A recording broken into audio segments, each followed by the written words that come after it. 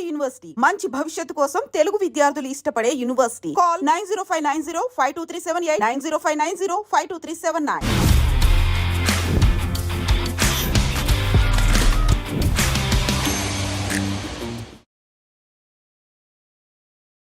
ఒక ఇంజనీరింగ్ స్టూడెంట్గా ఉంటూ మరి సినిమాల మీద ఉన్న ఒక ప్యాషన్తో ఒక రైటర్ అండ్ స్క్రీన్ ప్లే రైటర్గా ఈరోజు మన తెలుగు ఇండస్ట్రీలోనే ఒక టాప్ మోస్ట్ రైటర్గా కూడా మరి ముందుకు వెళ్తూ ఉన్న ప్రసన్న కుమార్ గారు ఇప్పుడు మనతో పడినారు. అంటే మీరు తీసిన మూవీస్ అన్ని దానిలో కల్లా బాగా నచ్చిన మూవీస్ నేను లోకల్. మీకోసం కాలేజ్కి వెళ్తాను, ఎంబీఏ చదువుతాను, అమ్మాయిని ఫాలో అవుతాను, సినిమా చూపిస్తాం మామ, అట్టి మాటికి అలా తిరిగి చూడకే లేపు గెలవగలరు. అండ్ థర్డ్ పొజిషన్ వచ్చేసి ధమాక్. ఉద్యోగం పోగొట్టుకున్నాను, ఖాళీగా తిరుగుతున్నాను. ఎక్కడ స్టార్ట్ అయ్యాము, ఎక్కడ ఉన్నాము అనుకున్నారా అసలు? నేను నా జీవితంలో ఏదన్నా కలగన్నాను, లేకపోతే నేను ఏదన్నా కావాలి అనుకున్నాను. కింద పడేయాలనుకున్న వాళ్ళు బోల్డ్ ఎంతమందిని దాటుకొని ఇంత స్థాయికి అనేది వచ్చారు. అక్కడికి వెళ్ళి ఏం బిగుదామని వెళ్ళాడు అని మాట్లాడుకునేవాడు. ఆ ఇన్సిడెంట్ లా తీసుకోలేదు, నేను అదొక లెసన్ లా తీసుకున్నా. మన పని సమాధానాలు చెప్పాలి తప్ప మన సమాధానాలు చెప్తే మనం చిన్నోడవుతాం. ఫిలిం ఫేర్ లాంటివి పెద్ద పెద్ద అవార్డు ఫంక్షన్స్లో రైటర్ల పేర్ల మీద అవార్డులు లేవు సార్. ఒక రైటర్ ఓం పెట్టి కథ రాయడం మొదలు పెట్టకపోతే, సీన్ నెంబర్ 1 స్టార్ట్ చేయకపోతే ఏ సినిమా మొదలు అవ్వదు, ఏ సినిమా లేదు. Rapid fire please. మీరు కాలేజ్ డేస్ లో నార్మల్ గా ఉన్నప్పుడు అసలు ఈ సినిమాకి రక్తాలు చెందించి వెళ్ళాం రా బాయ్, సాధించాం టికెట్లు అని అనిపించిన ఏదైనా సినిమా ఉందా? ఖుషీ సినిమాకి దెబ్బలు తిన్నాం. ఖుషీ సినిమాకి పోలీసులు సైకిల్ ట్యూబ్లు ఉంటాయి కదా, ట్యూబ్లు పెట్టి కొట్టారు మమ్మల్ని. థియేటర్ గురించి కాదు సార్, ఈ లెక్కను చూసుకుంటే మీరు క్లాస్లలో కంటే థియేటర్లో ఎక్కువ ఉన్నట్టు అనిపిస్తుంది. అటెండెన్స్ మెయింటైన్ చేసేవాళ్ళు. ఈ సబ్జెక్ట్లు ఏమైనా పెట్టుకున్నారా? మొన్న ఈ సినిమా డ్రాగన్ చూసారా? ఏంటి 48? 18 లాస్ట్ సెమ్ లో 18 క్లియర్ చేసాం. Hi guys, welcome to I dream. నేను మీ చాణక్య. ఈ రోజు మన రియల్ టాక్ విత్ చాణక్యలో ఒక గెస్ట్ ని కూడా తీసుకొచ్చాను. ఆయన ఎవరంటే ఒక ఇంజనీరింగ్ స్టూడెంట్ గా ఉంటూ మరి సినిమాల మీద ఉన్న ఒక ప్యాషన్తో మెయిన్ గా ఒక రైటర్ అండ్ స్క్రీన్ ప్లే రైటర్గా ఈరోజు మన తెలుగు ఇండస్ట్రీలోనే ఒక టాప్ మోస్ట్ రైటర్గా కూడా మరి ముందుకు వెళ్తూ ఉన్న ప్రసన్న కుమార్ గారు ఇప్పుడు మనతో పడినారు. అండ్ ఆయన తీసిన రీసెంట్గా మజాకా మూవీ కానీ, అండ్ రవితేజ గారితో తీసిన ధమాకా, దాస్ కా దమ్కి, ఇలా చెప్పుకుంటూ పోతే బోల్డ్ అనే మూవీస్ అనేవి కూడా ఉన్నాయి. అండ్ అన్టోల్డ్ స్టోరీస్ అనేది కూడా ఉన్నాయి. ఆయన జర్నీ కూడా ఇట్ వాస్ అనే ఫ్యాంటాస్టిక్. అంత ఈజీగా కూడా ఈరోజు ఇంత స్థాయికి రాలేదు. మరి ఈరోజు మన దగ్గర ఉన్న ప్రసన్న కుమార్ గారితో మాట్లాడిద్దాం, బోల్డ్ అనే విషయాలు అనేది కూడా తెలుసుకుందాం. ప్రసన్న కుమార్ అన్న, ఎలా ఉన్నారు? సూపర్ అండి, మీరు ఎలా ఉన్నారు? చాలా బాగున్నాము. కొంచెం ఎక్కడో జోష్ తగ్గినట్టు అనిపిస్తుంది. నాకా? నేను కోల్డ్ అన్న, బాగాలేదు హెల్త్. ఓకే, 3-4 days నుంచి అదే రకరకాల ప్లేస్లు అటు ఇటు తిరిగి రావడం వల్ల అనుకుంటాం. మేబీ ఓకే, వాయిస్ లో కూడా చేంజ్ తెలుస్తుందా మీకు? యా కొంచెం.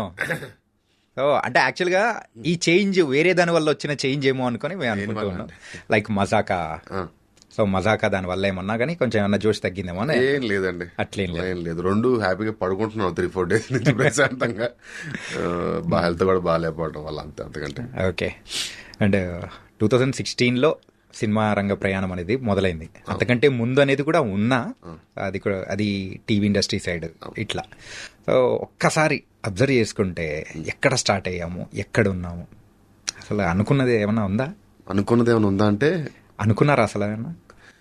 ఉండాలి. నేను నాకు ఊహ తెలిసినప్పటి నుంచి, నాకు ఊహ తెలియటం, నాకు సినిమా మీద ఇష్టం కలగటం ఒకటే. ఎప్పుడు జరిగిందన్నది నేను చెప్పలేను. అంత నాకు ఊహ తెలిసినప్పటి నుంచి ఉంది దాని మీద పిచ్చి. బట్ అది ఏ ఫామ్ లో అంటే, అప్పటి నుంచి సినిమా అంటే ఫ్యాసినేషన్. బట్ అది ఒక ప్యాషన్ కింద మారడానికి ఒక ఏజ్ పట్టింది, కానీ నాకు చిన్నప్పటి నుంచి ఆ ఫ్యాసినేషన్ ఉంది. బట్ వచ్చాను. నేను నా జీవితంలో ఏదన్నా కలగన్నాను, లేకపోతే నేను ఏదన్నా కావాలి అనుకున్నాను అంటే అన్ని కోరికలు కలిపి ఒకటే ఇది సినిమా.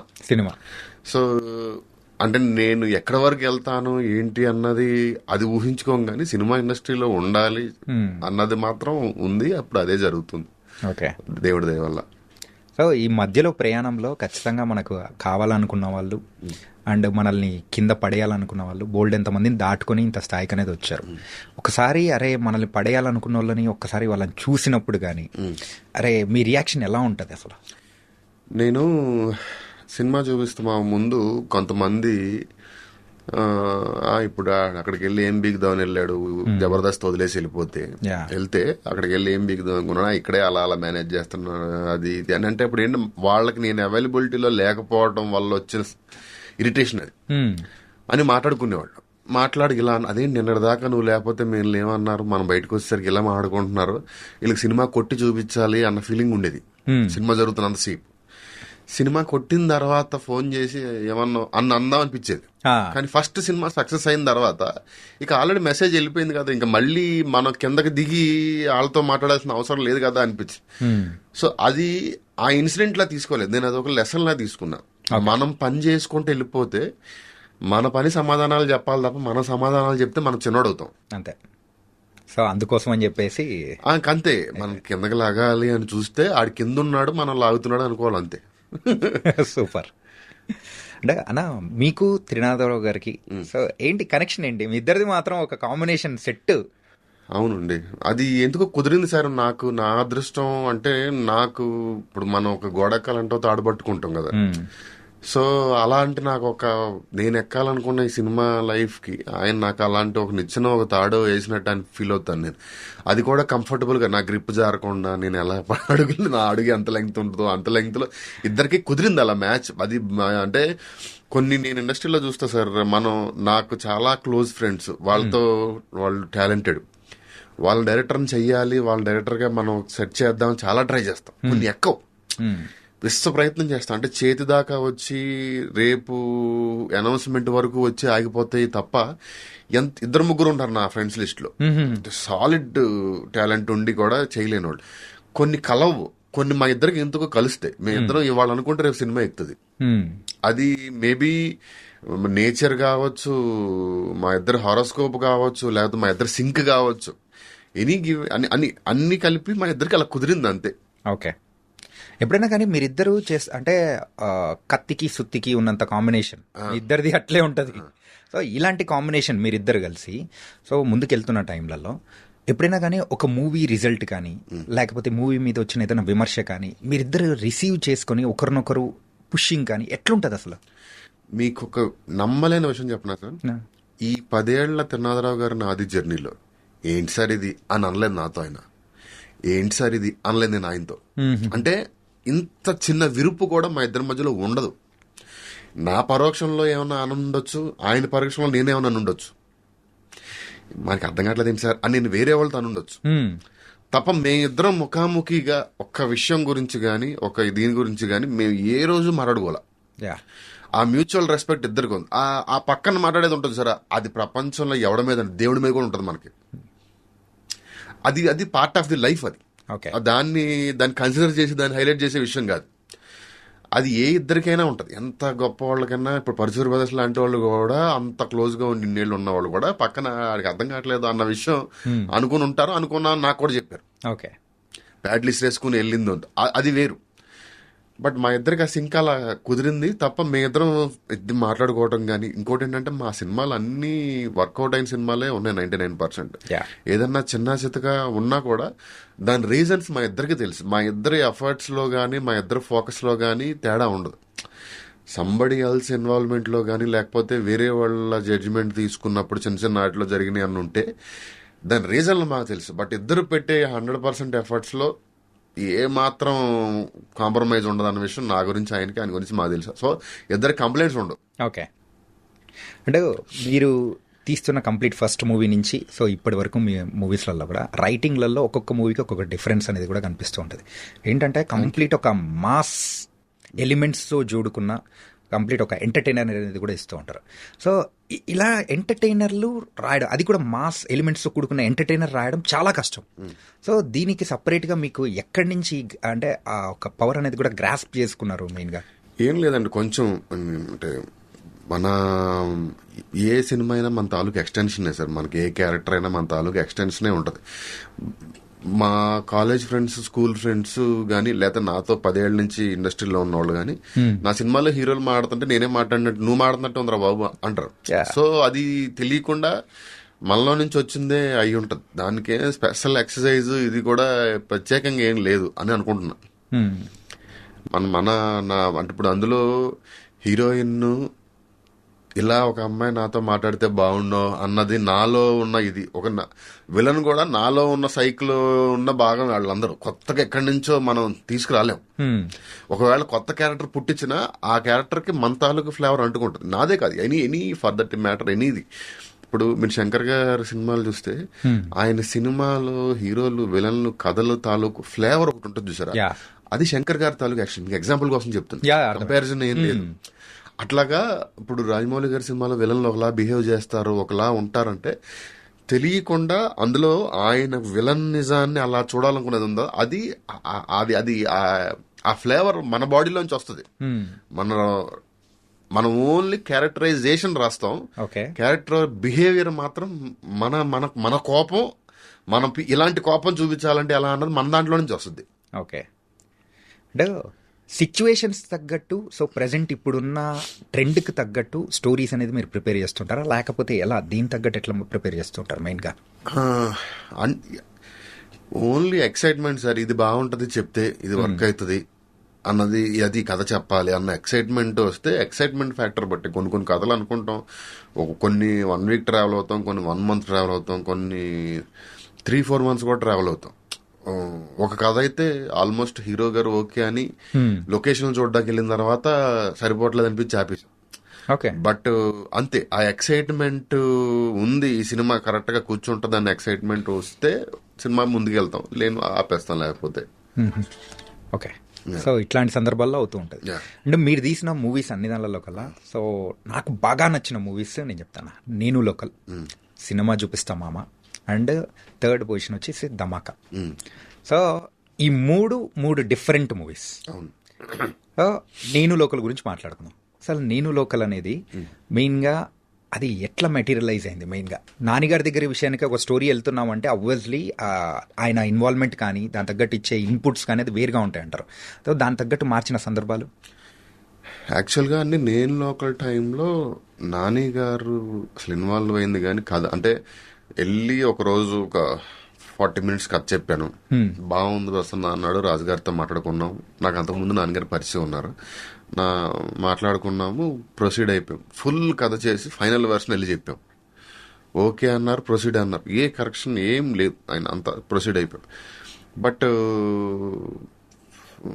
మ్యాటర్ ఆఫ్ ఫ్యాక్ట్ ఏంటంటే మేము అనుకున్న స్టార్ట్ చేసిన కథ అది కాదు, వేరే ఇంకొక అంటే కథ అదే ఐడియా అదే. ఇప్పుడు అందరూ నవీన్ చంద్ర గారి క్యారెక్టర్ ఏదైతే ఉందో అది కొంచెం ఫస్ట్ ఎక్కువ ఉంది. ఒక ప్రేమదేశంకి కొంచెం కమర్షియల్ మాస్ వర్షన్ లాంటిది, అంటే సేమ్ ఐడియా కాదు, బట్ ఇద్దరు ఈక్వల్ గా జెన్యున్ గా లవ్ చేసిన ఇద్దరు మధ్యలో ఒక అమ్మాయి ఉండి ఈ క్యారెక్టరైజేషన్ కి ఆ క్యారెక్టరైజేషన్, ఇప్పుడు క్యారెక్టరైజేషన్ సేమే. నేనేమి చేయను అనుకునే ఒక హీరో నాని ఏదన్నా చెయ్యాలి, అమ్మాయి అడిగితే అమ్మాయి కోసం, అమ్మాయి అడగకపోయినా అనుకునే ఇంకొక. సో వాళ్ళిద్దరం మధ్యలో వీడిది పాయింట్ ఆఫ్ వ్యూ కరెక్టే, వాడిది కరెక్టే, ఎలాగా అన్న దాంట్లో వెళ్ళాం. బట్ ఒక పాయింట్కి వెళ్ళిన తర్వాత దాన్ని ఏమంటే డ్రామా సరిపోవట్లేదు అన్న ఫీలింగ్ వచ్చింది. అది వచ్చిన తర్వాత చిన్న చేంజెస్ చేసాము, అది తప్ప అది మ్యూచువల్గా అందరూ కూర్చుని మాట్లాడుకొని సరిపోవట్లేదు, అవుట్పుట్ చూసుకున్న తర్వాత ఒక 50% షూట్ అయిన తర్వాత లవ్ ఫీల్ వెళ్తుంది. బట్ నేను కథ ప్రోగ్రెస్ అయ్యి డ్రామా సరిపోవట్లేదు, కొంచెం డ్రామా పెంచాలి అన్న దాంట్లో నవీన్ చంద్ర గారిది కొంచెం నెగిటివ్ షేడ్ లోకి మధ్యలో ఆయన జెల్సీ ఫీల్ అవ్వడం, అదంతా నెగిటివ్ షేడ్ అంతా తర్వాత వచ్చింది. సో అండ్ దాని హీరో విలన్ సినిమా చేసాం, ఎందుకంటే సినిమా ప్రయోజనాల కోసమే. అంతే, సినిమా కరెక్ట్ గా ల్యాండ్ అవడానికి ఏం చేయాలన్నది అప్పుడు అలా చేశాం. సో అదర్వైజ్ గా ఆయన బాగా ఎంజాయ్ చేశాడు. మేము కూడా అప్పుడు కొంచెం కొత్త కదా, బాగా ఎంతూజియాజంతో బాగా చేయాలి, ప్రతి సీన్ బాగా రావాలి అని చేసాం. అది కానీ నాన్నగారు అందులో చూడడం కానీ ఆయన బాడీ లాంగ్వేజ్ కానీ అంత కంప్లీట్ డిఫరెంట్ ఉంటుంది. ఆయన మీరు ఓపెనింగ్ రోజు ప్రెస్ మీట్ చూస్తే, సినిమా ఓపెనింగ్ ఈ రోజు ఓపెనింగ్, ఆ రోజు ప్రెస్ మీట్ చూస్తే నానిగారు అన్నారు, నేను ప్రసన్న చేసిన దాంట్లో 10% చేసిన సినిమా ఎక్కడో ఉంటది అని. సో అది చాలా గ్రేట్ కాంప్లిమెంట్. అది నాని లాంటి ఒక యాక్టర్ అనడం చాలా గ్రేట్ కాంప్లిమెంట్. అంటే అట్లా నేను లోకల్లో యాటిట్యూడ్ ఈజ్ ఎవ్రీథింగ్ అని క్యాప్షన్ పెట్టినందుకు ఆ చిన్న యాటిట్యూడ్ ఉండాలి. నాని గారు అప్పటి వరకు చాలా సాఫ్ట్ అలా చేసేవాళ్ళు, బట్ ఇది చిన్నది మా ఇంటర్లో కూడా ఇలా చూసి ఇలా అనేవాడు. టేక్ చేసిన తర్వాత అన్న తర్వాత ఆ చిన్న మెయిన్ అది యాటిట్యూడ్ మాత్రం అన్న ఇప్పుడు వాడి దగ్గర మార్కులు కొట్టాల్సిన అవసరం, ఫాదర్తో మాట్లాడినా విలన్తో మాట్లాడినా, ఇప్పుడు వాడి దగ్గర మనం మంచోడు అనిపించుకోవాల్సిన అవసరం మనకు లేదు. ఆడేవాడాడు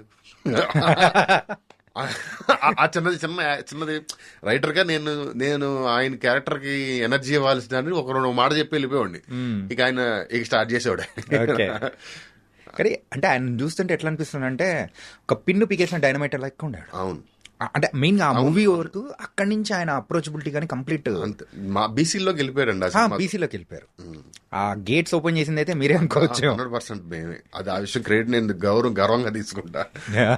బీసీలో అప్పటి వరకు ఒక segment class audience, family audience చూసే వాళ్ళ దగ్గర నుంచి నేల టికెట్ వెళ్ళిపోయింది ఆయన. మా అంటే రీసెంట్ గా అయితే ప్యారడైజ్ రిలీజ్ అయింది కదా, అంటే నాన్నగారితో వర్క్ చేశారు కాబట్టి ఆయన చూస్తుంటే ఎలా అనిపించింది? ఆయనకి నాకు సినిమా తప్ప వేరే ఏం తెలియదు సార్. పిచ్చి సినిమా అంటే పిచ్చి అంటే నాకు తెలిసి హీరోస్లో అన్ని కథలు విని ఇంత హీరో నేనైతే ఎవరిని చూడలేదేమో అని చెప్పొచ్చు. అంటే షూట్ అయిపోతే అందరూ టైర్డ్ అయిపోయాం, రెస్ట్ తీసుకుందాం అనుకుంటారు కదా. టైర్డ్ అయిపోయాం, వెళ్ళేసి పడుకునేసరికి 9 అవుద్ది, 6 to 9 కథ వచ్చు కదా అనుకుంటాడు. ఫ్లైట్ ఉంది, 1 hour గ్యాప్ ఉంది, ఈ లోపు పిలిచి కథ వచ్చు కదా. లేదా ఏదో పెళ్ళి ఉంది, పెళ్లికి వెళ్ళి వస్తాం, అక్కడ పెళ్లిలో ఒక 1 hour తక్కువ ఉంటే ఇక్కడ వచ్చి కథ వచ్చు కదా. నేను యాక్టర్స్ హీరోల దగ్గర నేను కోరుకునేది కూడా వాళ్ళు ఇన్వెస్ట్ చేసేది ఏంటి సార్? హీరోలు ఓన్లీ కథ వినడానికి వాళ్ళు ఇచ్చే టైం తప్ప వాళ్ళ కెరియర్ మీద ఇన్వెస్ట్ చేసేది వర్క్ చేయడం మొదలుపెట్టిన తర్వాత చేసే వర్క్ ఓకే, అది వాళ్ళ డ్యూటీ, వాళ్ళ జాబ్. బట్ వాళ్ళు ఎక్స్ట్రా ఇన్వెస్ట్ చేసేది ఏంటంటే కథలు వినడానికి. నెంబర్ ఆఫ్ కథలు, ఓపిక చాలా 100 కథలు ఉంటే 90 రాడ్లు ఉంటాయి. ఆ 90 రాడ్లని తట్టుకుంటే మంచి కథలో 10 దొరకవచ్చు, లేకపోతే 5 కథలు దొరకవచ్చు. సో ఆ 5 కథ మంచి కథలు మిస్ అవ్వకుండా ఉండడం కోసం ఆయన నెంబర్ ఆఫ్ కథలు అసలు ఆయన విన్నట్టు నాకు తెలిసి ఎవరు వినరేమో. నేను లోకల్ సక్సెస్ అయిన తర్వాత మళ్ళీ ఏమన్నా ఆయనతో ఇంకో స్టోరీ చెప్పడం కానీ 1-2 అనుకున్నాం కానీ కుదరలేదండి అది. అంటే అప్పుడు ఏమవుద్దంటే సార్, హీరో ఆ దగ్గరలో చేసే జోనర్ లాంటిది ఒక యాక్షన్ చేస్తున్నాను అనుకోండి, మనం ఒక జోనర్ యాక్షన్ చెప్తే అది, ఇప్పుడు నేను యాక్చువల్గా వేరే ఒక విలేజ్ యాక్షన్ చెప్పాను. అప్పటికి ఈ వదిలి గారి ముందు సినిమా అదేంటది మన అంటే సుందరం శ్రీకాంత్ వదిలే దసరా ఆల్రెడీ జరుగుతుంది. సో అందులో కూడా లుంగి ఆ మేసం అది ఉంది, ఇమ్మీడియట్ గా అవుతుంది. ఇంకో నువ్వు చేసుకునిరా ఎక్కడన్నా ఇంకో సినిమా చేద్దాం టైం అలా మిస్ అయినాయి తప్ప అది అలా అలా అలా అలా అది ఉంటుంది హీరోలకి. వాళ్ళు ఎంటర్టైనర్ చేస్తున్నారు అనుకోండి, మనం ఇమ్మీడియట్ గా ఎంటర్టైనర్ చెప్తే వాళ్ళు వేరేది ఇంకోటి ఏదో ఉంటది. వాళ్ళ ప్లానింగ్ ఒకటి ఉంటుంది. ఓకే. అండ్ సెకండ్ వచ్చేటప్పటికి సినిమా చూపిస్తాం మామ, అది సినిమా ఇండస్ట్రీలోకి వచ్చేటప్పుడు అది మీకు ఒక గోల్డెన్ పాస్. హిట్ అయితే ఉంటాం, లేకపోతే మళ్ళీ ఏంటి అనే టైప్ ఆఫ్ సిచ్యువేషన్. ఎవరైనా కానీ ఒక డెబ్యూ ఇచ్చేటప్పుడు యాక్టర్స్ దగ్గర నుంచి రైటర్స్ కానీ ఎవరైనా కానీ. సో మరి వేరే మూవీస్ అంటే ఇప్పుడు తీస్తున్న మూవీస్కి అండ్ ఫస్ట్ మీరు తీసిన మూవీకి ఆ కష్టపడడంలో కానీ సో డిఫరెన్స్ వైజ్ కానీ ఏమనిపించింది? ఏదన్నా ఉందా? ఏం కష్టపడడంలో మార్పు ఉండదండి, డెఫినెట్గా ఉండదు. ఎందుకంటే ఆ మార్పు ఉంది అంటే మనం రిలాక్స్ అయిపోయామని అర్థం. మనం రిలాక్స్ అయిపోయామంటే షెడ్కి వెళ్ళిపోతామని అర్థం. రిలాక్స్ అవ్వదు. ఆ రోజుకి నిలబడాలి అన్నది తపన ఉంటుంది. ఈ రోజుకి వచ్చిన పేరు చెడగొట్టుకోకూడదు అన్న తపన ఉంటుంది. ఓకే.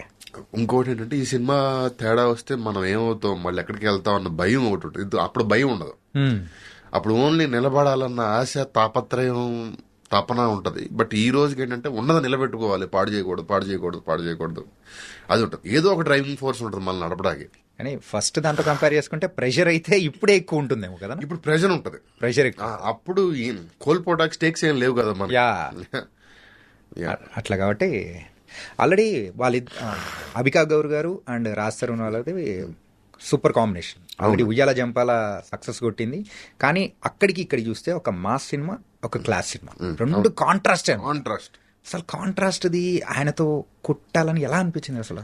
తెలియదు సార్. దిగాము, నాతో మన సౌత్ హెడ్ మన నిమ్మకాయల ప్రసాద్ గారు ఉంటారు. ఆయన ఉయ్యాల జంపాలని దగ్గరికి ఎగ్జిక్యూట్ చేసిన వాళ్ళు ఆయన కూడా ఒకళ్ళు స్క్రిప్ట్ లో, కరెక్షన్స్ లో కానీ అన్నిట్లో. ఆయన ఒకసారి మా సెట్కి వచ్చినప్పుడు మామ వసంత మామ సాంగ్ హవిక నోట్లో రోజ్ ఫ్లవర్ పెట్టుకొని చిన్న ఇక్కడి వరకు స్కర్ట్ వేసుకుని వీడేమో కర్చీఫ్ కట్టుకుని డాన్స్ చేస్తూ ఉంటారు. ఎలా చూసుకున్నాను రా మిమ్మల్ని, ఇలా తయారయ్యారేంట్రా. పైగా అదంతా చూసి చిన్న చిన్న సినిమాలు కొన్ని ఏవో మాస్ ఫిల్మ్స్ అని చేసి ఫ్లాప్ అయిపోయి పిచ్చి సినిమాలు రిలీజ్ కూడా అవ్వవు కదా, ఆ కేటగిరీలోకి వెళ్ళిపోద్ది అనుకున్నారంట కొంతమంది. ఏదో పిచ్చి సినిమా చిన్నపిల్లల్ని తీసుకొచ్చి వాడికి మాస్కి ఏంటి సంబంధం, వాడి చేత ఏవేవో చేపిస్తున్నారు అని ఫీల్ అయ్యాము. బట్ సినిమా చూసిన తర్వాత ప్రూవ్ మీ రాంగ్ అన్నది అది నేను కాంప్లిమెంట్ లా తీసుకుంటా. అంటే మేము ఒకటి నాకు కూడా ఏం చేస్తామో తెలియదు అన్న, first cinema what best we can do అన్నది చేసుకుంటూ వెళ్ళాము. బట్ ప్రయత్నాల నిజాయితీ ఉండి సక్సెస్ అయింది సినిమా, అన్ని కుదిరింది దానికి. ఓకే, కానీ ఆ మూవీకి నలుగురు అంటే ప్రొడ్యూసర్స్ ఉండడము అది ఏంటన్నా అసలు? ఏముంది అంటే ఇండిపెండెంట్ గా సినిమా తీసేంత పెద్ద కాస్టింగ్ కాదు, పెద్ద క్రూ కూడా కాదు ఆ సినిమా వరకు. సో అందరూ చాలా కొంత వేసుకుని సేఫ్ లో చేద్దాం అన్న సినిమాలో చేశారు అంతే. ఓకే, కానీ బొమ్మ సూపర్ హిట్ అయింది. ఆ టైటిల్ కూడా అప్పుడు రేస్ గుర్రం రిలీజ్ అయ్యి ఆ సాంగ్ లో మంచి ఫేమస్ అయింది కాబట్టి అది తీసుకొచ్చి థియేటర్ లోంచి బయటకు వచ్చి రేస్ గుర్రం చూసాము. అటు ఆ పాట వచ్చింది, పాట చూసి సినిమా చూసి బయటికి రాగానే ఫోన్ చేసి ఛాంబర్ లో రిజిస్ట్రేషన్ చేయించమంటే థియేటర్ లో నుంచే ఫోన్ చేసాం, బయటకు వచ్చి కూడా కాదు. సో రిజిస్టర్ చేయించేయండి. చేయండి. ఓకే, అంటే థర్డ్ మూవీ ధమాకా సార్. అసలు ఆ మూవీ 100 crores క్లబ్ చేరుతుందని అసలు అనుకున్నారా? నెంబర్స్ అనుకోలేదు కానీ పెద్ద సినిమా అవుద్దని మాత్రం 100% అనుకున్నాను. మెయిన్ నెంబర్సే అన్నా నేను అడిగింది. నెంబర్స్ మనం ఎలా మనం అనుకోము, అలా ఆ రకంగా ఆలోచించాం. బట్ ఏ హిట్ అయితే అయిందో ఆ హిట్ అవుద్ది అనుకున్నా. నెంబర్స్ మేము కలగనలేదు, లేకపోతే అది ఊహించదని కూడా చెప్పను, అసలు ఆలోచించలేదు దాని గురించి. మాకేంటి హీరో గారు సినిమా ఇచ్చారు, ఆయనకి బెస్ట్ సినిమా చేసామా లేదా అన్నదే పాయింట్. ఆ విషయంలో అయితే cinema sure shot blockbuster cinema చేసామన్న నమ్మకం ఉంది. నెంబర్స్ ఆలోచించలేదు ఎప్పుడు అసలు. మెయిన్ గా ఆ మూవీ హిట్ అవడానికి ద డ్రైవింగ్ ఫ్యాక్టర్స్ మెయిన్ గా ఏమనిపించింది సార్? ఏది ఉన్నా కూడా మేము ప్లేస్ చేసింది ఆ ప్లేస్మెంట్లో. ఇప్పుడు ఆ సినిమాలో బ్యూటిఫుల్ సాంగ్స్ ఉన్నా, హీరోయిన్ ఉన్నా, డాన్స్లు ఉన్నా, ఏది ఉన్నా కూడా రవి గారు అంత ఎనర్జెటిక్గా అంత ముందు ఎప్పుడు చేయలే. ఆ సాంగ్ నాకు పల్సర్ బైక్ గుర్తుంది. పల్సర్ బైక్ అసలు రవితేజ, నేను చెప్తానంటే ఇండస్ట్రీలో రవితేజ గారు రన్ చేసినట్టు చాలా తక్కువ మంది రన్ చేస్తారు. కుర్రోళ్ళు 25 ఏళ్ళు కుర్రోళ్ళు కూడా ఎవరు రన్ చేయలేదు. అంత స్పీడ్, అంత ఎక్సర్సైజ్ చేస్తారు, అంత ఫిట్నెస్ మెయింటైన్ చేస్తారు, కొండెక్కాలని ఇలా పరిగెడతారు. అలాంటిది పల్సర్ బైక్ సాంగ్కి నేను ఫస్ట్ టైం ఆయన అబ్బాయి ఏంటబ్బాయి రాత్రి కాళ్ళలాగా ఇంటికి వెళ్ళాక అన్నారు. అంటే అంత ఎనర్జీ, మీరు చూసిన ఎనర్జీ వేరు, సెట్లో ఎనర్జీ అసలు ఇంకా బెబొత్సం. అంటే ఆయనకి ఏంటంటే ఎస్ ఇది పలుకుతుంది, దీనికి మనం బెస్ట్ ఇవ్వాలి అన్నది మనం ఆర్టిస్టులు మనం చెప్పక్కర్లేదు, వాళ్ళకి కాపురం చేసే కాళ్ళ దగ్గర తెలిసిద్ది అంటారు. అలాగా ఆ పాట, వైబు, ఎనర్జీ చూసిన తర్వాత ఆయనకి అర్థమై తుక్కు రేగొట్టేశారు. సో అట్లాగా ఆ సినిమాకి ఈ టైంకి పాట రావాలి, ఇగో ఈ ఎంటర్టైన్మెంట్ సీక్వెన్స్ ఇది ఉంది, దీని తర్వాత ఫాలోడ్ బై ఈ సాంగ్, ఇలాంటి సాంగ్ పడాలి, దీని తర్వాత ఇది కావాలి, ఇది కావాలి, ఇది కావాలని ఎవ్రీథింగ్ మనం ప్లేస్ చేసి, మనం క్యాలిక్యులేటెడ్ గా ప్లేస్ చేసి చేసిన ఒక కమర్షియల్ సినిమా అది. అదే కంప్లీట్ ఒక కమర్షియల్ ఫార్మాటే అంతే. సో ఆ ఫార్మాట్ లో వచ్చారు, కొట్టారు, కొట్టారు నార్మల్ గా. అంటే రిలీజ్ డేట్ కూడా బాగా కలిసి వచ్చిందేమో అన్నది. పీపుల్స్ మీడియా వాళ్ళు కూడా బ్రహ్మాండంగా ప్రమోట్ చేశారండి. అంత విగరస్ ప్రమోషన్. వాళ్ళు ఏం చేశారో, డబ్బు ఎంత ఖర్చు పెట్టారో కూడా తెలియదండి. పాల ప్యాకెట్ల మీద కూడా ధమాకా ప్రమోషన్ చేసి రిలీజ్ రోజు ఆంధ్రప్రదేశ్ లో చాలా డిస్ట్రిక్ట్స్ లో ఇంటికి వచ్చిన ప్రతి పాల ప్యాకెట్ మీద ధమాకా వేశారు. న్యూస్ పేపర్లు, మెట్రోలు, ట్రైన్లు, ఆటోలు, ప్రతి ఊర్లో, ప్రతి డిస్ట్రిక్ట్ హెడ్ క్వార్టర్స్ లో 500 ఆటోలు, 400 ఆటోలతో ర్యాలీలు, అసలు పిచ్చిగా చేశారు ప్రమోషన్. అసలు ఆ విషయంలో అన్బీటబుల్. అది ఓకే. సో అన్ఫర్గెటబుల్ గా అయిపోయింది. అంటే ఒక స్క్రీన్ ప్లే రైటర్ గా అండ్ అలాగే ఒక రైటర్ గా సో ఉన్న మీరు ఈ లిరిసిస్ట్ గా మారే అవకాశం ఎట్లా వచ్చింది, ఏంటది అసలు? నాకు అసలు రాయాలని ఉండదు సార్. అది సినిమా చూస్తే మాకి ఒక 4 పాటలు 5 పాటలు రాసాం. అప్పుడు ఆ సినిమాకు ఉన్న ఆ చిన్న బడ్జెట్ లో ఒకళ్ళిద్దరితో ట్రై చేస్తే పని అవ్వట్లేదు. అలా అని పెద్ద రైటర్లను ఎఫర్ట్ చేసే పరిస్థితి కూడా లేదు. సిచ్యువేషన్ నాకు తెలుసు కాబట్టి సరే ఏం చేద్దాం అని నైట్ ఏదో కూర్చుని ఏదో ట్రై చేశా. పొద్దున్న చూస్తే అందరూ super, not even single correction, ఇది మార్చి అది మార్చుకోవట్లేదు. కాకపోతే ఎంతో కొంత రైటర్ కాబట్టి చిన్నప్పటి నుంచి స్కూల్లో ఉన్నప్పుడు చిన్న చిన్న పోయిటరీలు ఏవో రాస్తూ ఉండేవాళ్ళం, అవన్నీ అలవాటు ఉంది. బట్ సినిమా లాంగ్వేజ్లో లిరిక్స్ రాయాలి అది నాకు తెలియదు. బట్ ఎక్కడో తెలియకుండా ఎక్కడో ఉంది. సో అలా ఒకటి రాసిన తర్వాత అవ్వట్లేదు ప్రసన్న, ఇంకోటి ఏదో వచ్చింది అలా అని మిగతాది నేను రాయలా. ప్రతిదీ వేరే రైటర్ రాయటం, అది వర్కౌట్ అవ్వకపోవటం, ప్రసన్న అవ్వట్లేదు నువ్వు ఏదైనా ట్రై చేయి, రాజస్థాన్ ఫోన్ చేసి మనోడికి ఆల్రెడీ పేపర్ ఉంటుంది జేబులో తీ అంటే అప్పుడు ఒకటి తీయటం. సో అక్కడ వర్కౌట్ అవ్వనప్పుడు మాత్రం ఒక పాట అయితే సార్ చెప్తాను మీకు. ఒక రైటరు 12 వెర్షన్లు రాశారు సార్. అంటే లిరిక్ రైటర్లు మీకు లిరిక్స్ మీరు అందరూ ఒకలా ఊహించుకుంటారు, బట్ ఎలా ఉంటుంది అంటే లిరిక్ రైటర్లు 4-5 వెర్షన్లు రాసిన తర్వాత యాజ్ ఇట్ ఈస్ వెర్షన్ అందరి దగ్గరే తీసుకోకపోవచ్చు. ఎలా ఉంటుందంటే ఫస్ట్ 2 లైన్లు ఒక వెర్షన్ నుంచి, తర్వాత 2 లైన్లు ఒక వెర్షన్ నుంచి, దానికి కనెక్షన్ ఏమైనా కావాలంటే చిన్న చేంజెస్ చేసి పల్లవిలో ఆ వెర్షన్లో ఒక లైన్ ఇలా కూడా చేస్తారు ఎక్కువ. ఓకే. సో మొత్తం మీద ఒక కంబైన్డ్ ప్రోడక్ట్ తీసుకోవడం కోసం అలాగా ఒక 12 వెర్షన్లు ఎన్నో వస్తే 12 వెర్షన్లు కలిపి 2-3 లైన్లు కూడా బాగాలేదు. అతను మ్యూజిక్ డైరెక్టర్ గారు ఏమనుకున్నారంటే సింగర్లు పిలిచేశారు, సార్ 12 వెర్షన్లు పంపిస్తున్నాను నేను, మీరు చూడండి అంటే మొత్తం ఇంత పెద్ద బండిల్ వచ్చింది ఒక పాటకి. పాటకి అంత బండిల్ వచ్చింది.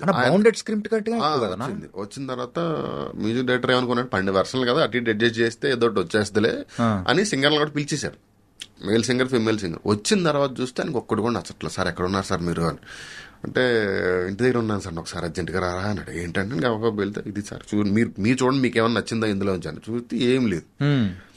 ఏం చేద్దాం సార్ మీరు అంటే పిలిచేసాను సార్ వాళ్ళని, పైగా సాంగ్ పంపించాలి, షూటింగ్ ఉంది, ఏం చేయాలి అర్థం కావట్లేదు, మీరు ఏదైనా ట్రై చేయండి సార్ అంటే. అప్పుడు నాకు ఒక చిన్న హోండా బైక్ ఒకటి ఉండేది, ఫిలిం నగర్లో మ్యూజిక్ స్టూడియో, బండెక్కి బాలకృష్ణ గారి ఇంటి పక్కన ఉన్న పెట్రోల్ బంక్ లో 50 రూపాయలు పెట్రోల్ కొట్టించి ఓ పేపర్ పెన్ను ముందు దాంట్లో పెట్టి పాట వినుకుంటా Jubilee check post, Hitech City, Inorbit mall turning, వెనక్కి తిరిగి బాలకృష్ణ గారి ఇల్లు దాటేసరికి అయిపోయింది పాట. వచ్చి డైరెక్ట్ స్టూడియోకి వెళ్ళాం, పాట రికార్డ్ చేసాం. అలాగా తప్పని పరిస్థితుల్లో రాసినవే తప్ప ఎప్పుడు కావాలని కానీ లేకపోతే నేను రాయగలనని కానీ, లేకపోతే ఇప్పుడు నేను లోకల్లో నేను రాయాలని నన్ను ఎవరు ఆపుతారు? ప్రసన్న సర్లే రాస్తానంటున్నాడు కదా అన్న నన్ను అసలు అదంతా పక్కన పెట్టు. దేవి గారు అడిగారు రాయమని, అది నా ప్రొఫెషన్ కాదు. ఏదో సినిమాని కాపాడుకోవడం కోసం తప్పని కాంటిబాటు పొజిషన్ లో రాయడం తప్ప అది నా ప్రొఫెషన్ కాదు. అండ్ ఇంకోటి నేను అందులో మాస్టర్నో లేకపోతే నాకు అంత ఎక్స్పర్టీస్ కూడా లేదు. ఈ జర్నీ జరిగింది చూసారా, జర్నీలో వచ్చిన సాంగ్ ఏంటి, ఏ సాంగ్ అది? ఇప్పుడు అది నేను చెప్పొచ్చు, బట్ నేనేమంటే ఆ లిరిక్ రైటర్ అతని పేరు లేదు కాబట్టి ఓకే. మన ఈవేళలో ఇంత ఎందుకంటే అది భలే ఉంటదన్నా, అందరూ బాగా రిలేటబుల్ అవుతారు. ఏంటంటే అందులో చూపించే విధానం గానీ, ఆ 2 కపుల్స్ ని గానీ, ఇట్ వాస్ ఫెంటాస్టిక్. అంటే వేరే రైటర్స్ కి అండ్ మీకు ఉన్న డిఫరెన్స్ ఏంటంటే, మెయిన్ గా రైటర్ స్టోరీ ప్రిపేర్ చేసేసామా, సో అయిపోయిందా, డైరెక్టర్కి ఇచ్చేసామని అంటుంది. కాకపోతే మీరు సెట్లో కూడా వచ్చి దాన్ని ఎవ్రీ సీన్ అనేది చూసుకోవడము, ఇది ఎట్లా స్టార్ట్ అయిందన్నా? అది అసలు సెట్లో లేకుండా చేసిన పనే కాదని నా ఫీలింగ్ సార్. నా పర్సనల్ గా నాకు రాసినప్పుడు కంటే వెళ్ళి సెట్లో అది సినిమా అవుతున్నప్పుడు ఉండే సాటిస్ఫాక్షన్ ఎక్కువ ఉంటుంది నాకు. ఓకే. లేకపోతే ఎండ్ ఆఫ్ ది క్లరికల్ జాబే కదా అది అన్న ఫీలింగ్ వస్తుంది నాకు. ఎందుకంటే కథ మనం కన్సీవ్ చేసిన తర్వాత ఇక దాని పేపర్ మీద పెట్టడం ఇదంతా క్లరికల్ జాబ్ లా ఉంటుంది. బట్ సినిమా వెళ్ళిన తర్వాత మనకి ఇష్టమైన యాక్టర్లో ఈ యాక్టర్ ఈ క్యారెక్టర్ చేస్తే బాగుండని ఆశపడిన యాక్టర్లో వాళ్ళు వచ్చి ఆ డైలాగ్ చెప్తే అది సినిమా రూపం తీసుకుంటున్నప్పుడు ఒక హై అడ్రినలిన్ రష్ ఉంటుంది. సో అందులో హ్యాపీనెస్ ఉంటుంది. ఆ హ్యాపీనెస్ వదిలేసుకుని ఇండస్ట్రీకి వచ్చింది దానికోసమే కదా, మనం షూటింగ్ చేయాలి, మన ముందు సెట్లో అంతా హడావిడి జరగాలి, మన కథ మనం సినిమా అవ్వాలి అన్నది ఉంది కదా. అది వదిలేసుకోవడం నాకు ఇష్టం ఉండదు, నాకు అక్కడే ఆనందంగా ఉంటుంది. ఓకే. సో దానికోసం వెళ్తాను. ఫస్ట్ 2 సినిమా చూస్తున్న వాళ్ళు కూడా డైలాగ్ ఉంటుందండి, గెలిచినోడు గురించి అందరూ చెప్పుకుంటారు, ఓడిపోయిన అందరు కారణాలు చెప్పుకుంటాడని. సినిమా రిలీజ్ అయిన తర్వాత ఆడి వల్ల పోయింది ఈడి వల్ల పోయింది అని బాధపడడం కంటే సెట్లో ఉండి అదేదో పోకుండా దగ్గర నుండి చూసుకుంటే బెటర్ కదా అని ఫీలింగ్. ఓకే, నైస్ అన్నా. అంటే ఈ దాస్ కా దమ్కి సంగతి ఏంటన్నా? అంతే అప్పటికి నేను ధమాకా కమిట్ అయి ఉన్నాను. యా. దమ్కి కథ ఆయనకి చెప్పాము. మా ఫ్రెండ్ వేరే డైరెక్టర్ అనుకున్నాం ఫస్ట్. సో తను ఉండుంటే తనకి నా టైమింగ్ నా దగ్గరే ఇంతకు ముందు వర్క్ చేశాడు మనోడు. నా టైమింగ్ అది తెలుసు కాబట్టి మేము ఇద్దరం మాట్లాడుకొని చేసుకుందాం అనుకున్నాం. బట్ ఎక్కడో వాళ్ళ వైబ్ ఏదో కుదరలేదు. సో విశ్వక్ గారు ఆయనే చేయాలనుకున్నారు. యా. ఆయన ఎప్పుడైతే చేయాలనుకున్నారో ఇక నేను అన్నాను, అన్న ఇప్పుడు డైరెక్టర్తో రోజు ఏదో ఒకటి ఇది కావాలి అది కావాలని అడగొచ్చు, హీరోతో నేను రోజు పొద్దున్నే వచ్చి ఇవన్నీ పెట్టుకోవడం అది కరెక్ట్ కాదని ఫీలింగ్ నాకు వచ్చింది. ఇదంతా నేను ఆయనతో కూడా డిస్కస్ చేయలే. అన్న అయితే నేను ఆల్రెడీ ధమాకా చేస్తాను కాబట్టి ఇటు వచ్చి ఇది అవ్వదు, ఫుల్ బౌండ్ స్క్రిప్ట్ ఇచ్చేస్తా, వీడియో రికార్డ్ చేసి నెరేషన్ అంతా డైలాగ్ వర్షన్ తో సహా కంప్లీట్ వీడియో రికార్డ్ చేసి ఇచ్చేస్తాను, ఇక మీరు ట్రావెల్ అయిపోండి అంటే హ్యాపీగా. ఆయనకి ఏంటంటే అప్పటికే బాగా దాన్ని తెగ ప్రేమించేశాడు ఆయన. ప్రేమించేసి ఇక నేను చేస్తానన్న తర్వాత ఇక దాన్ని ఇక ఆయన కంప్లీట్ గా ఆయన వదిలేసాం. యాక్చువల్గా ఇక్కడే ఒక కన్ఫ్యూజన్ అనిపించింది. అంటే డైరెక్టర్స్ వేరే వాళ్ళు ఇన్వాల్వ్ అవుతారు కదా, కానీ హీరోనే ఒక డైరెక్టర్ గా ఉండి అది కూడా సూపర్ హిట్ కొట్టడం అనేది కూడా అది ఆయన ఓన్ చేసుకుని ఆయన స్టైల్ ఆయన బ్రహ్మాండంగా చేసుకున్నారండి అది. ఓకే. సో అదే అంటున్నప్పుడు ఇప్పుడు ఇది మీరే రైటర్ అనుకోండి, మనం రోజు ఇప్పుడు హీరోతో మన రిలేషన్ చాలా హెల్దీగా ఉండాలని కోరుకుంటాం జనరల్ గా. మనం మాట్లాడాలి లేదా అన్న రేపు పొద్దున ఒక 9కి వచ్చే హీరోకి రేపు పొద్దున 6కి రా అని ఒకసారి ఆబ్లిగేషన్ అడిగాం అనుకోండి, రెండో రోజు మనం అడగం, ఇంకొకరిని ఎవరన్నా పంపిస్తాం. ఎందుకంటే ఈడేంటి రోజు అన్న ఫీలింగ్ ఆయనకి రాకూడదు అన్నది ఆ గుడ్ బుక్స్ లో ఉండాలనో, లేకపోతే గుడ్ బుక్స్ లో కూడా కాదు, ఎందుకంటే హీరోతో ఆ వైబ్ చెడగొట్టుకోవాలని ఎవరు అనుకో. సేమ్ రైటింగ్ విషయంలో కూడా అంతే. ఇప్పుడు డైరెక్టర్ అనుకోండి, సార్ ఆ సీన్ అది కాదు, కొంచెం ఇలా చేద్దామా అలా చేద్దామా ఇలా చేద్దామా, ఆ డైలాగ్ మిస్ అయింది అది ఉంటే బాగుంటది, ఇగో ఇందులో ఇది మాత్రం వదలొద్దు, లేకపోతే ఇది అంతా మనం డైరెక్టర్తో పెట్టుకోవచ్చు. హీరోతో మనం అదంతా నాకు కమ్యూనికేట్ చేయడం నాకు కొంచెం ఎక్కడో అనిపిస్తుంది, గ్యాప్ ఉన్నట్టు అనిపిస్తుంది. డెఫినెట్ గా అది హీరోలకు మనం ఇచ్చే గౌరవం, అది మనం అలా ఉండాలనుకుంటాం. సో ఆ రీజన్ వల్ల నేను 2 ధమాకా ఆల్రెడీ కమిట్ అయి ఉండడం వల్ల ఆయనకి అప్పచెప్తా. ఆయన బ్రహ్మాండంగా దాన్ని ఆయన ఓన్ చేసుకుని ప్రేమగా దాన్ని మనం చాలా లవ్ చేసేసారు ఆయన. యా.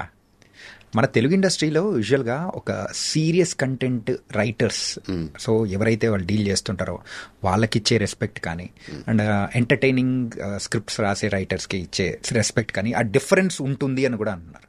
సో ఏంటది యాక్చువల్గా అలా రెమ్యునరేషన్ వైజ్ కానీ రెస్పెక్ట్ వైజ్ కానీ? లేదండి, ఇప్పుడు రెమ్యునరేషన్ వైజ్ అయితే ఇప్పుడు ఎంటర్టైన్మెంట్ సినిమాలు చేస్తున్న మాకు బాగానే వస్తుంది.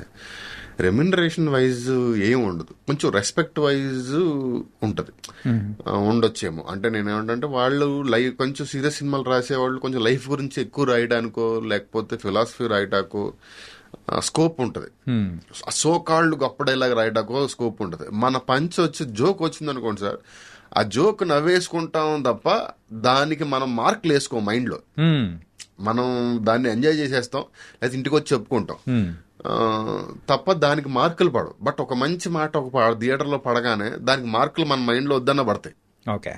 సో ఎంటర్టైన్మెంట్ రాసేటప్పుడు మేము 80% ఆఫ్ ద ఫిలిం ఎంటర్టైన్మెంట్ మీద వెళ్ళిపోద్ది. మేము స్కోర్ చేసేది ఓన్లీ ఒక 20% ఎక్కడో ఎమోషన్ ఉన్నప్పుడు మాత్రమే స్కోర్ చేయగలం. ఓకే. సో వాళ్ళకేంటంటే ఒక 80% స్కోర్ చేయడానికి ఉంటుంది, డిఫరెన్స్ అయితే అది ఉంటుంది అంతే. సో ప్రొడ్యూసర్స్ వైజ్ వాళ్ళ దగ్గర నుంచి వాళ్ళకి హ్యాపీ, వాళ్ళకి డబ్బులు సినిమా థియేటర్లో నవ్వితే వచ్చే కలెక్షన్ అందరికి. కానీ సార్ మీరు డీల్ చేసిన మాక్సిమం స్టోరీస్ ప్రొడ్యూసర్స్ కి రిటర్న్ బ్యాక్ వచ్చిన అమౌంట్ ఎక్కువ తప్ప, సో నష్టపోయినది చాలా చాలా తక్కువ. మీరన్నా 99% అనేది పర్ఫెక్ట్ నిజర్వచనం వచ్చేలా చేశారు సార్. అలాగే మీరు డైరెక్టర్గా మారాలి అనుకున్న సందర్భంలో వెంకటేష్ గారికి వెళ్ళి స్క్రిప్ట్ చెప్పారు, మరి దాన్ని మెటీరియలైజ్ అయిందా కాలేదా అని కూడా విన్నాం బయట టాక్. తినాద్ గారు అనుకునే చేసామండి అది, నేను అనుకుని చేయలే. తినాద్ గారే డైరెక్టర్ దానికి. బట్ అప్పుడు కుదరలేదు, అంటే అప్పుడెప్పుడు అయిపోయి ఎక్కడ కథల గురించి ఇప్పుడు మనం మాట్లాడుకున్నా కూడా ఎవరికి ఎక్కదు. కానీ ఎప్పుడు సార్ ఇది నాకు తెలిసి హలో గురుకి ధమాకాకి మధ్యలో అనుకుంటాండి. సో ఆ మధ్యలో లైక్ కోవిడ్ కి ముందు, అంతే, కోవిడ్ చాలా ముందు, ఇమీడియట్లీ ఆఫ్టర్ హలో గురు. అది అవ్వలేదు, ధమాకా ఎక్కింది. Okay sir. ఇది హలో గురు ప్రేమ కోసం మీరు అన్ని తీసిన మూవీస్ అన్ని దానిలో కల్లా కంపేర్ చేసుకుంటే చాలా సాఫ్ట్గా సెటిల్డ్గా సో ఉన్న మూవీ అనేది ఏదైనా ఉందంటే హలో గురు ప్రేమ కోసం. మరి దానికి మెయిన్గా ఆ ట్రాక్ మార్చడానికి గల రీజన్ ఏంటి? సార్ ఒక్కొక్క సినిమా ఒక్కొక్కలాగా ఉంటుంది సార్. ఇప్పుడు మేము ఇప్పుడు ఆ సినిమా చాలా మేము చూసినప్పుడే చాలా ఆ సినిమాకి అంతకంటే అగ్రెషన్ అక్కర్లేదు. ఆ కథ ఇప్పుడు ఫాదర్తో ఫ్రెండ్షిప్ చేయాలి అనుకుని వెళ్తున్న ఆ కథలో ఆ సినిమా అగ్రెషన్ కోరుకోవట్లేదు. ఇప్పుడు సినిమా చూపిస్తున్నాలో ఒక ఛాలెంజ్ ఉంటది. నేను నెల రోజులు నీ ఫ్యామిలీని నువ్వు పోషించరా అంటే చూసుకుంటా నువ్వు నేను ఈ టైప్ లో ఉంది కదా. ఆ కథ అగ్రెషన్ అడుగుతుంది. ఈ కథ అగ్రెషన్ అడగట్లేదు. ఎవరి మీద అగ్రెషన్ ఫీల్ అయ్యి కూడా దానికి ఏం ఇది లేదు. ఆ సినిమాని కథే సాఫ్ట్ గా అడుగుతుంది. సో ఆ సినిమాని అలాగే సాఫ్ట్ గా చేసాం. దానికి ఒక మంచి కాంప్లిమెంట్ ఏంటంటే సార్, ఆ సినిమాకి నేను రాజ్ కమల్ ఫిలిమ్స్ అని కమల్ హాసన్ గారి బ్యానర్ నుంచి ఫోన్ వచ్చి అక్కడికి వెళ్ళి అక్కడ మాట్లాడుతున్నప్పుడు ఆయనకి నేను లోకల్ తెలుసు, ధమాకా తెలుసు, సినిమా చూపిస్తే మామ తెలుసు, ఇవన్నీ తెలుసు. వాటి గురించి మాట్లాడుతుంటే బట్ నాకు ఒక సినిమా ఇష్టం సార్, మీ తెలుగు సినిమాలని ఒక ఈవినింగ్ టెర్రస్ మీద కూర్చొని ఒక లాంగ్ డిస్కషన్ లో కమల్ హాసన్ గారు కదా, కమల్ హాసన్ గారి బ్రదర్ మన రాజ్ కమల్ అని ఆయన, నేను నెక్స్ట్ డే ఆయన కలవాలి, ఈ రోజు ఈయనతో మాట్లాడుతున్నాం. సో ఆయన అన్నారు ఒక సినిమా గురించి ఇది చెప్తా, అది సార్ ఇది మన బాలచంద్ర గారి సినిమాలో లాగా ఇంట్లో హౌస్ డ్రామా ఉంటది, అది ఇది ఇది ఇది అని చాలాసేపు చెప్తున్నారు. మందయ్యో అంత ఎలివేషన్ కి మందు కాదు, లేదు బాలచంద్ర గారి సినిమా ఇది కథ కాదు అని మన ఆ టైప్ లో అని ఆయన చెప్తా ఉంటే, ఆ తర్వాత క్రాక్ ఏంటంటే అది హలో గురు అని ఆయనకి కానీ కమల్ గారికి చాలా ఇష్టం. హౌస్ డ్రామా రాసి చాలా కాలం అయింది, ఎవరూ రాయట్లేదు, రాశారు. రెండు ఆయన ఖాళీగా ఉన్నప్పుడు సినిమా చూద్దాం అన్నప్పుడు సన్ టీవీకి ఫోన్ చేసి ఏమొచ్చి ఈ మధ్య సినిమాల్లో ఏం చూడొచ్చు అని అడిగితే వాళ్ళకున్న నెట్వర్క్ చెప్తే అలా చెప్పారంట. చెప్తే అసలు ఆయన మిగతా అన్ని సినిమాలకి నాకు ఇచ్చిన రెస్పెక్ట్ కంటే ఆ సినిమాకి నాకు అసలు 10 రెస్పెక్ట్తో మాట్లాడారు. అది చాలా బాగా అనిపించింది. ఆయన చెప్పిందంటే, సార్ మీకు తెలియదు ఇక్కడ చాలా స్టోరీ డిస్కషన్లో కూడా ఆ సినిమా టాపిక్ వస్తుంది తమిళ్లో కథల్లో అన్నారు. Okay, so it was a complete different and usual గా యాక్టర్స్ కి ఇంకా బాగా నచ్చుతుంది, ప్రేక్షకుల్లో ఒక సెట్ ఆఫ్ ఆడియన్స్ కి మాత్రం సూపర్ గా నచ్చింది అది. ఓకే సార్, అలాగే మీరు డైరెక్షన్ గా ఎప్పుడు దిగబోతున్నారు? చూద్దాం సార్, దానికి ఇప్పుడు నెక్స్ట్ ఏం చేయాలన్నది ఆలోచిస్తున్నాం. దాన్ని బట్టి ఆలోచించుకుని, అంటే ప్లాన్స్ అయితే ఉన్నాయా సార్?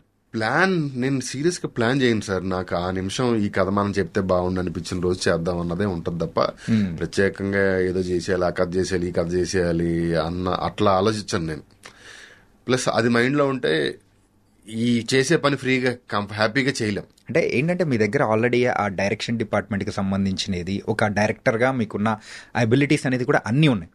ఒక కెప్టెన్ ఆఫ్ ద షిప్ ఎలా అయితే హ్యాండిల్ చేయాలన్న క్రూని మొత్తం అది ఆల్రెడీ మీకు అంతా తెలుసు. అవును, సో అట్లాంటిది మీ దగ్గర నుంచి కూడా ఎక్స్పెక్ట్ చేస్తూ ఉంటారు కదా? చెయ్యాలి సమ్ టైమ్ వెరీ సూన్. ఇప్పుడు ఏమన్నా టాక్స్ ఏమన్నా? ఏం లేదు ప్రస్తుతానికి అయితే చాలా పీస్ఫుల్ గా ఒక 1 వీక్ కంగారుగా డిసిషన్లు తీసుకోకుండా కొంచెం పీస్ఫుల్ గా రెస్ట్ తీసుకొని ఆలోచించుకొని ఏం చేయాలి, ఎలా చేయాలి అన్నది ఆలోచించుకుని. And coming to the Mazaka sir, Mazaka movie frank చెప్పాలంటే అది చాలా మందికి నచ్చింది. మెయిన్ గా రివ్యూ రైటర్స్ కానీ వీళ్ళకి కానీ నచ్చకపోవడానికి వాళ్ళు అంటే ఇది బాలేదు, ఇది ఇట్లుంటది అని చెప్పేసి ఇట్లా రాసి మీరు విన్నప్పుడు కానీ సో మీకు అనిపించింది ఏంటి సార్? కంప్లైంట్స్ ఏం లేవండి. ఇప్పుడు అది కమర్షియల్ సినిమా కాబట్టి కమర్షియల్ సినిమాకి అలాగే ఉంటుంది. ధమాకా సినిమాని ఎవడు పోగొట్టారు సార్? 100 కోట్లు చేసింది అంతే కదా. ఇదంతా వదిలేసేయండి. RRR ని బాహుబలికి 2.5 ఇచ్చాము మనం ఇంకా మన వరల్డ్ లోకి సినిమాని తీసుకెళ్లి పెట్టిన సినిమాకి 2.5 ఇచ్చాం. మాది కమర్షియల్ సినిమాకి అసలు రివ్యూస్ ని పట్టించుకోకూడదు, చూడకూడదు. నేను ఈ సినిమాకి కాదు, అసలు రెండో సినిమా తర్వాత నాకు అర్థమైంది మన సినిమాలని ఎక్కుతారు, మనం దాన్ని అసలు పట్టించుకోవద్దు. సినిమా ఆడిందా లేదా, జనం నచ్చిందా లేదా, అది ఆ విషయాన్ని సీరియస్ తీసుకుంటాం. ఇక ఈ కమర్షియల్ సినిమాకి రివ్యూ రైటర్లు ఇక వాళ్ళు వదిలేయలే. ఆ మూవీ చూస్తూ ఉంటే భలే ఫన్ అనిపిస్తుంది సార్. ఈవెన్ ఫస్ట్ హాఫ్ అయినా సెకండ్ హాఫ్ అయినా, ఫస్ట్ హాఫ్ అయితే సెకండ్ హాఫ్ అయితే కొంచెం డౌన్ అన్నట్టు అనిపించినా గానీ సో ఆ మీటర్ కి తగ్గట్టు కరెక్ట్గా డీల్ చేశారు అనిపించింది. కానీ ఎక్కకపోవడానికి ఒక్కొక్క పర్సన్కి డిఫరెంట్ రీజన్స్ ఉంటాయి కాబట్టి can't say that. Sir, Anshu గారు మీకు అంత క్లోజ్ అవ్వడానికి ఏంటి రీజన్ ఏంటి సార్? ఆవిడకి ఫస్ట్ కథ నేనే చెప్పే సార్. పాయింట్ ఏంటంటే వెతికి మరి మీరు ఫస్ట్ పాయింట్ ఆఫ్ కాంటాక్ట్ నేనే. ఓకే. 2, నేను నైట్ ఇంట్లో ఏదో ఫోన్ లో ఇంటర్వ్యూలు చూస్తుంటే ఆవిడ కనపడింది. సడన్ గా లేచి కూర్చొని ఈవిడ్ని వెంటనే అది ప్రొడ్యూసర్ గారికి పంపించి, సార్ ఈవిడ ఎక్కడుందో పట్టుకోండి సార్ అని ఫస్ట్ ఆవిడని ఐడెంటిఫై చేసింది నేనే. సో ఆవిడతో మాట్లాడింది నేను. సో ఆవిడకి ఏంటంటే ఫస్ట్ పాయింట్ ఆఫ్ కాంటాక్ట్ నా నెంబర్ నుంచి ఆవిడకి ఫోన్ వెళ్ళింది, నా ఫోన్లో నుంచి వీడియో కాల్లో అని ఆవిడకి అదే ఉంది. సో ఏం అడగాలన్నా నా నుంచి అడగడం. మనకేంటంటే అప్పట్లో హీరోయిన్ మళ్ళీ మన దగ్గరికి వచ్చింది కాబట్టి మనం చాలా గౌరవంగా చూసుకోవాలి ఆవిడ ఇంటి దగ్గర ఉన్న ఫ్యామిలీ అన్నీ వదిలేసుకుని వస్తుంది అన్న దాంట్లో మనం చాలా కేరింగ్గా గౌరవంగా ఉంటాం. సో ఆ కంఫర్ట్ నాకు ఫస్ట్ సినిమా నుంచి అండి. సినిమా చూపిస్తున్నాం అప్పుడు కూడా అవిక వాళ్ళ మదరు ఫాదర్ లేకుండా ఒక్క రోజు కూడా ఆవిడ కెరియర్లో షూటింగ్ వెళ్ళా. ఫస్ట్ డే మా సెట్కి వచ్చిందండి. సెకండ్ డే నుంచి సినిమా అయిపోయేంత వరకు ఒక్క రోజు కూడా రాలేదు ఆవిడ. తర్వాత నాతో ఆవిడ అన్నది, వాళ్ళ మదర్ అన్నారు, ఆవిడ అన్నారు, ఎందుకోనన్నా నువ్వు ఉంటే మాకు బాగా అనిపించింది అని. సో ఆ రోజు కూడా నా ఫీలింగ్ ఏంటంటే నా కళని ఫుల్ఫిల్ చేయడానికి వచ్చిన ఒక హీరో, ఒక హీరోయిన్. ఓకే, వీళ్ళు లేకపోతే నా లైఫ్ ముందుకు వెళ్దు కదా అని అసలు వాళ్ళిద్దరిని డెమిగాడ్స్ లా చూసుకునేవాడిని. నాకు అప్పటి నుంచి అదే అలవాటు. హీరోయిన్స్ని కానీ హీరోస్ని కానీ నా దృష్టిలో నా కెరియర్ని ముందుకు తీసుకెళ్ళడానికి వచ్చిన వాళ్ళ ఫీల్ అవుతా.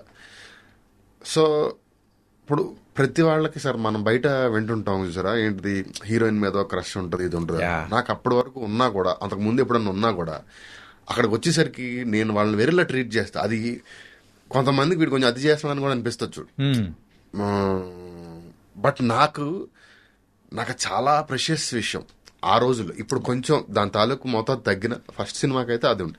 బట్ ఈవిడిది ఏంటంటే ఒక తెలియని ఎస్టర్, అప్పుడు హీరోయిన్ కదా, మనకి ఎలా ఉంటుంది ఇప్పుడు మనం ఈవెన్ ఏ భానుప్రియ గారితో వర్క్ చేసినా ఎవరితో వర్క్ చేసినా వాళ్ళు చాలా అపురూపంగా చూస్తాం. అసలు వీళ్ళందరిని వదిలేసండి. మా సినిమాలో మన ఆయన పేరు గుర్తురాలేదు, మన సుధాకర్ అని మన మురళీశర్మ గారి దగ్గర వర్క్ చేస్తుంటారు. ఆయన యాక్సిడెంట్ అవుతే మీరు సినిమా చూసారా? ఏది సార్? మజాకా. చూసాను సార్. మజాకాలో అదే ఆయనకి యాక్సిడెంట్ అవుతుంది. మురళీశర్మ దగ్గర ఒక సుధాకర్ ఒక ఆయన వర్క్ చేస్తుంటే తీసేయండి, కాల్ తీసేయండి అంటాడు. సో ఆయన ఉన్నారు కదా, నాకు ఆయన టీవీలో చూసాం మనం, ఎప్పుడు దూరదర్శన్. మీరు నమ్మండి, ఆయన 3 days షూట్ చేసి 3వ రోజు వెళ్ళిపోతుండే. ఆయన సెకండ్ ఇస్తే నా కళ్ళమ్మ నీళ్ళు వచ్చింది. నేను చిన్నతనంలో టెలిస్కూల్లో అలాంటి దూరదర్శన్లో చూసిన ఒక ఆయన నా సినిమాలో వచ్చి పనిచేశాడు. ఆయన నా వర్క్ అప్రిషియేట్ చేసి పెద్ద పెద్ద స్టార్స్ తో రోజుకి 5 లక్షలు, ₹1 కోటి, 2 కోట్లు తీసుకునే పెద్ద పెద్ద హీరోలతో చేసినప్పుడు కూడా అంత ఎమోషన్ రాదు. అంటే ఈయన మళ్ళీ ఈయనతో పని చేయగలుగుతాం లేదో తెలియదు, నా సినిమాలోకి వచ్చారు అన్నది ఆ ఫీలింగ్. అది బాగా ఉండడం వల్ల, ప్లస్ ఎప్పుడైనా అమ్మాయి వాళ్ళు ఏమనుకుంటారు, వీడితో మాట్లాడొచ్చు, ఆ కంఫర్ట్ మనకు ఉంది, ఇతని మైండ్లో ఏది లేదు అన్న తర్వాత మనకి ఆ స్పేస్ ఇస్తారు. ఈవెన్ అంశు గారితో కూడా నేను ఇంటర్వ్యూ చేసేటప్పుడు Prasanna is like a family member అనే ఆ టైప్ ఆఫ్ అఫెక్షన్ అనేది కూడా చూపిస్తే ఆవిడ దగ్గర నుంచి మాట్లాడుతుంటే వాట్ ఇస్ దిస్ అని మనకి ఇప్పుడు సందర్భం వచ్చింది కాబట్టి. సార్ మన మైండ్లో రెండో ఆలోచన లేదు అన్నది ఆడవాళ్ళు పట్టుకుంటే మనకి ఆ స్పేస్ ఇస్తారు. నేను కూడా మా వైఫ్ని తీసుకెళ్లి పరిచయం చేశా. మా పిల్లలతో ఆవిడ ఆడుకోవడం, మా ఫ్యామిలీ నుంచి ఆవిడకి ఏదైనా పంపించడం, ఆవిడ మా ఫ్యామిలీకి ఏదైనా పంపించడం. నేను వీడియో కాల్, మా వైఫ్ షూటింగ్లో ఉన్నప్పుడు వీడియో కాల్ మాట్లాడితే తను తీసుకుని ఆ ఫ్యామిలీ ఎన్విరాన్మెంట్ ఎప్పుడైతే వచ్చిందో అది మనం చాలా జెన్యున్ గా ఫీల్ అయ్యి అంతా ఫ్రెండ్షిప్ ఉంటుంది. నాకు అది చాలా హ్యాపీగా అనిపిస్తుంది. ఆ స్పేస్ ఇవ్వడంలో నాకు హ్యాపీనెస్ ఉంటుంది. Okay, it was nice sir. మీరు అంత అపురూపంగా చూసుకుంటుంటే బాగా అనిపించింది, చాలా హ్యాపీగా అనిపించింది. మళ్ళీ ఏంటంటే అప్పుడెప్పుడో చూసిన హీరోయిన్ మళ్ళీ తీసుకురావడం కానీ ఆ ఫ్యాక్టర్స్ కూడా చాలా చక్కగా పనికొచ్చాయి. అంటే సార్ మీ దగ్గర నుంచి ఈ అర్జున్ రెడ్డి అండ్ కొన్ని కంప్లీట్ కమర్షియల్ ఆస్పెక్ట్స్ తో ఉన్న ఒక సీరియస్ మూవీ ఏమన్నా ఇట్లాంటి ఎక్స్పెక్ట్ చేయొచ్చా? చెయ్యాలి సార్, చాలా చెయ్యాలి, చూడాలి. అది మనం మాటలు చెప్పడం కంటే చేసుకుంటూ వెళ్తే బెటర్. బట్ డెఫినెట్గా చెయ్యాలి.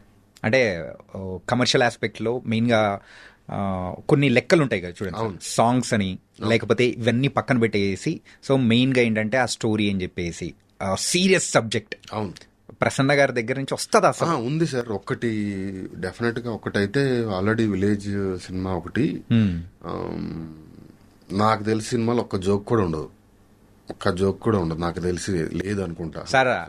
అన్యాయం చేయండి కానీ సార్, మరీ అంత అన్యాయం వద్దు సార్. సినిమానే అలాంటిది, ఓకే, ఆ కథే అలాంటిది. సో అలాంటిది ఒకటి జరుగుతుంది, చూద్దాం ఇమీడియట్ గా. ఓకే సార్, ఒకప్పుడు మన తెలుగు ఇండస్ట్రీలో రైటర్స్ అనేటప్పటికీ ఎవరైనా కానీ టాప్ రైటర్స్ ఉన్నా వాళ్ళ దగ్గర వర్క్ చేసే రైటర్స్ సుమారు ఒక 5-6 మెంబర్స్ అట్లా ఉండేవాళ్ళు, ఒక గ్రూప్ ఆఫ్ పీపుల్ టైప్లో. కానీ ఇప్పుడు రాను ఆ ఒక ట్రెడిషన్ అనేది కూడా తగ్గిపోతూ ఉంది. సో ఎందుకు అంటే రైటర్స్గా రావడానికి ఆ స్కేర్ సిటీ అనేది కూడా ఉందా, లేకపోతే ఏంటి మెయిన్గా? రైటర్స్ మీరు అబ్జర్వ్ చేస్తే sir, writers even music directors కూడా చాలా తక్కువ మంది. అట్లీస్ట్ స్టార్ మ్యూజిక్ డైరెక్టర్ పెద్ద సినిమాలకు మనకి మ్యూజిక్ చేయాలంటే తమన్ గారు, దేవి గారు, ఇప్పుడు భీమ్స్ గారు వచ్చారు. భీమ్స్, యా, వాళ్ళు కూడా సరిపోవట్లేదు మనకి. మనం పెద్ద పెద్ద సినిమాలకు కూడా వాళ్ళు సరిపోక కొత్త వాళ్ళని ట్రై చేయటం, వేరే లాంగ్వేజ్ లోంచి ట్రై చేయటం, లేకపోతే చిన్నాళ్ళల్లో ఎవరో ఒకరికి ఇవ్వటం, బ్యాక్గ్రౌండ్ స్కోర్ ఒకరికి ఇవ్వటం, మ్యూజిక్ ఒకరికి ఇవ్వటం సరిపోవట్లా. స్కేర్ సిటీ నాకు సంబంధం లేదు, మ్యూజిక్ డైరెక్టర్స్ లో కూడా ఉంది. ఎందుకంటే దాన్ని ప్రాపర్ ప్రొఫెషన్ లాగా తీసుకొని నేర్చుకొని చిన్నప్పటి నుంచి దాని మీద లైఫ్ చాలా వస్తుంది, కొంచెం తగ్గుతుంది. రైటింగ్ వైజ్ కూడా ఇవాళ రేపు రైటింగ్ అనేది వస్తే డైరెక్టర్ అవ్వాలన్న ఆలోచన ఉన్న వాళ్ళే మెజారిటీగా ఉంటున్నారు. సో రైటింగ్ ఒక ప్రొఫెషన్ లా తీసుకోవాలి అన్నది నాకు తెలిసి ఆల్మోస్ట్ నిల్లో ఉంది. But end of the it's a craft. మనం ఇప్పుడు ఇంకోటి ఏమవుతుందంటే సార్, మనం దాన్ని రైటర్ ప్రొఫెషన్ ని మనం ఎలివేట్ చేయడం మొదలు పెడితే వచ్చే వాళ్ళకి కూడా ఇంట్రెస్ట్ ఉంటది. రైటర్ అనేవాడు చాలా తక్కువ ఇప్పుడు ఇండస్ట్రీలో. మీకు తెలిసి ఒక 4 మంచి రైటర్లు చెప్పండి అంటే 2-3 దాటి తర్వాత మీకు పేర్లు కూడా గుర్తురావు. అంటే ఇంత 400 సినిమాలు సంవత్సరానికి ప్రొడ్యూస్ చేసి ఒక ఇండస్ట్రీలో 3-4 దాటి మనం పేర్లు చెప్పలేకపోతున్నాం అంటే ఎంత ఇదిలో ఉన్నాం చూడండి. ఒక్క కంప్లైంట్ ఒకటి ఉంది సార్ నాకు. ఏంటి సార్? ఫిల్మ్ ఫేర్ లాంటివి పెద్ద పెద్ద అవార్డు ఫంక్షన్స్ లో రైటర్ల పేర్ల మీద అవార్డులు లేవు సార్. నాకేం ఇంట్రెస్ట్ ఉంటుంది అసలు? ఒక రైటర్ పెన్ను పెట్టింది ఏ సినిమా స్టార్ట్, ఒక ప్రొడ్యూసర్, ఒక హీరో, ఒక డైరెక్టర్ ఎవరు కలగన్నా సినిమా మొదలవదు. ఒక రైటర్, అది డైరెక్టర్ అవ్వచ్చు, రైటర్ అవ్వచ్చు. ఒక రైటర్ ఓం పెట్టి కథ రాయడం మొదలు పెట్టకపోతే, సీన్ నెంబర్ 1 అని స్టార్ట్ చేయకపోతే ఏ సినిమా మొదలవ్వదు, ఏ సినిమా లేదు. అలాంటిది ఒక రైటర్కి ఏ అవార్డు ఫంక్షన్లోనూ అసలు అవార్డు కేటగిరీయే లేదు. ఎక్కడి నుంచి వస్తారు కొత్త రైటర్లు? ఆ క్రాఫ్ట్ నేను తీసుకోవాలి. ఇప్పుడు ఎవరో ఒక రైటర్కి ఒక కథకు ఒక అవార్డు వచ్చింది అనుకోండి సార్, చూసి మనకు ఇప్పుడు అవార్డులు ఎందుకు ఇస్తారు? ఇన్స్పిరేషన్, మనలో జోష్ నింపడం కోసం, కింద ఉన్న వాళ్ళందరికీ నేను ఆ ప్లేస్ తీసుకోవాలన్న కోరికను పెంచడం కోసం ఇచ్చేదే అవార్డు. అవును, వాళ్ళు ఇచ్చే అవార్డులో కానీ ఇచ్చే మనీలో కానీ ఇది లేదు, దాని తాలూకు గౌరవంలో ఉంది. ఇప్పుడు ఆ గౌరవమే బయట ఎక్కడ లేదు అన్నప్పుడు నేను ఎందుకు తీసుకుంటాను? ఆ క్రాఫ్ట్ నేను ఎందుకు తీసుకోవాలి? అంటే మెయిన్గా ఇంత తక్కువ మంది ఒక రైటర్స్గా ప్రొడ్యూస్ అవ్వడానికి, అంటే రైటర్స్గా తయారవడానికి రీజన్ ఏంటంటే మెయిన్ ఇలా అవార్డ్స్ కానీ అప్రిసియేషన్స్ కానీ ఏం లేకపోవడం కానీ గౌరవం. ఇప్పుడు ఒక రైటర్ పెన్ ఫుల్ స్టాప్ పెట్టిన తర్వాత రాయడం అతని పని అయిపోయిన తర్వాత మిగతా యూనిట్ 23 క్రాఫ్ట్స్ పని అప్పుడు మొదలవుద్ది. అవును, ఓకేనా? ఇతను చివరికి వచ్చేసరికి సైడ్ లైన్ అయిపోతాడు. Out of frame is out of mind అన్నట్టు ఇతను ఎక్కడికో వెళ్ళిపోయి ఉంటాడు అతను. సో గుర్తింపు వైజ్ కూడా అప్పుడెప్పుడో పనిచేసిన గుర్తించడం ఒకటి కష్టం అవుతుంది, గుర్తింపు కష్టం అవుతుంది. అతని గురించి మీరు ఏ ప్రిలీజ్ ఈవెంట్ చూసినా ఒక స్టోరీ రైటర్ గురించి మాట్లాడడం మనం అసలు చూడం. అన్ని క్రాఫ్ట్స్ గురించి మాట్లాడుతుంటారు కానీ ఆ స్టోరీ రైటర్ గురించి మాత్రం ఇదవుతున్నాడు. ఇప్పుడు ఇందులో నేను ఒక రైటర్ కాబట్టి మా తరపున ఎంతో కొంత నేను కూడా చెప్పాల్సిన బాధ్యత ఉంది కాబట్టి చెప్తున్నాను తప్ప వేరే. ఆ గుర్తింపు మనం ఇండస్ట్రీ నుంచి ఇస్తూ ఇలాంటి అవార్డ్స్ నుంచి ఇస్తూ ఉంటే కొత్త రైటర్లకి ఇన్స్పిరేషన్ వస్తుంది. ఆ ప్లేస్లో మనం ఉండాలి. ఇప్పుడు నేనున్నాను సార్, నా చింతనంలో నేను యంగ్గా ఉన్నప్పుడు త్రివిక్రమ్ గారిని చూసి, ఒక స్టేజ్ తర్వాత కోన వెంకట్ గారిని చూసి, కోన వెంకట్ గారు 2 కోట్లు తీసుకున్నారు కథకి, అదేంటది మన అదుర్స్ సినిమాకు దేనికో అంటే అని అమ్మ, అసలు ఒక రైటర్ అలా తీసుకుంటారా, అలా వస్తుందా, త్రివిక్రమ్ గారు ₹1,00,00,000 తీసుకు అంటే డబ్బుల గురించి మాట్లాడలా, అది కూడా ఒక పాయింట్. యా ఇప్పుడు త్రివిక్రమ్ గారు రాయడం చూసి అమ్మ, అసలు ఏంటి అలా ఒక మనిషి ఎలా ఆలోచిస్తున్నాడు అన్న ఫీలింగ్ ఏదైతే ఉందో అది ఇన్స్పైర్ అవ్వడానికి 10 రీజన్స్ ఉండొచ్చు. బట్ అలాగా ఇన్స్పైర్ చేయడానికి ఒకళ్ళిద్దరు పేర్లు ఉండేవి, అది ఉండేది. ఇప్పుడు అది లేదు, అది అలాగా మనం అంతలాగా గౌరవించేలాగా లేకపోయేసరికి కొంచెం ఆ ప్రొఫెషన్ తీసుకోవడానికి ఇబ్బంది పడుతున్నారు, లేకపోతే అంత ఇంట్రెస్ట్ చూపించట్లేదేమో నా ఫీల్. అంటే ఇప్పుడు రాను రాను కూడా ఎవరైతే రైటింగ్ అంటే స్టోరీస్ ఎవరైతే రాస్తున్నారో వాళ్ళే డైరెక్టర్స్ గా అనేది కూడా మారుతున్నారు కదా సార్. సార్ డైరెక్టర్ అయినా సరే అతను ఒక స్టోరీ రాయాలి కదా. అవును, ఓన్లీ సింగిల్ కార్డ్ ఉన్న స్టోరీ రైటర్లకే పేర్లు పెట్టండి, గౌరవం ఇవ్వండి అంటలేదు.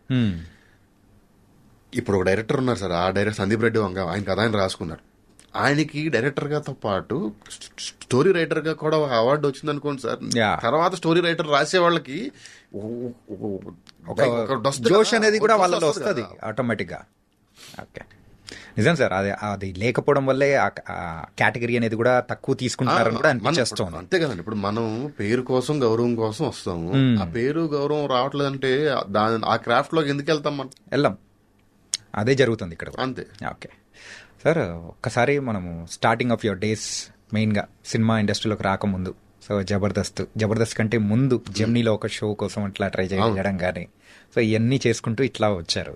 అంటే మెయిన్గా సో ఆ జర్నీ అనేది మెయిన్గా ఆ టైంలలో మీకు బాగా తోడ్పడిన వ్యక్తులలో సో రామ్ ప్రసాద్ గారు. సో ఆ ఫ్రెండ్షిప్ అనేది ఎక్కడ ఊరి నుంచి ఉందా లేకపోతే ఎట్లా సార్ అది? యాక్చువల్గా సార్ నాకు ఆ జర్నీలో నన్ను నాగా నిలబెట్టిన ఇద్దరు, ఫస్ట్ రామ్ ప్రసాద్ ఫ్రెండ్, అతని గురించి చెప్తా. బట్ మనం తెగిపోయిన గాలిపటంలాగా హైదరాబాద్ వచ్చి ఒక చెట్టు కొమ్మకి పట్టుకునేంత వరకు నన్ను నడిపించింది మా ధనరాజు గారు, యాక్టర్ ధనరాజు, పుష్ప భాస్కర్ అని ఒక ఆవిడ.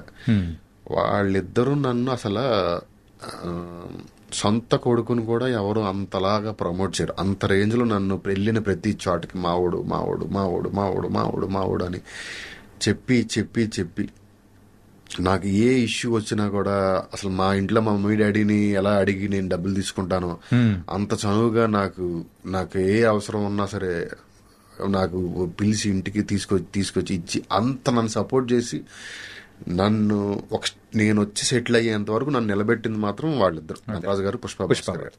బట్ ఈ జర్నీలో ఫ్రెండ్ గా రామ్ ప్రసాద్ నేను అనేది మే ఇద్దరు స్ట్రగ్లర్సే.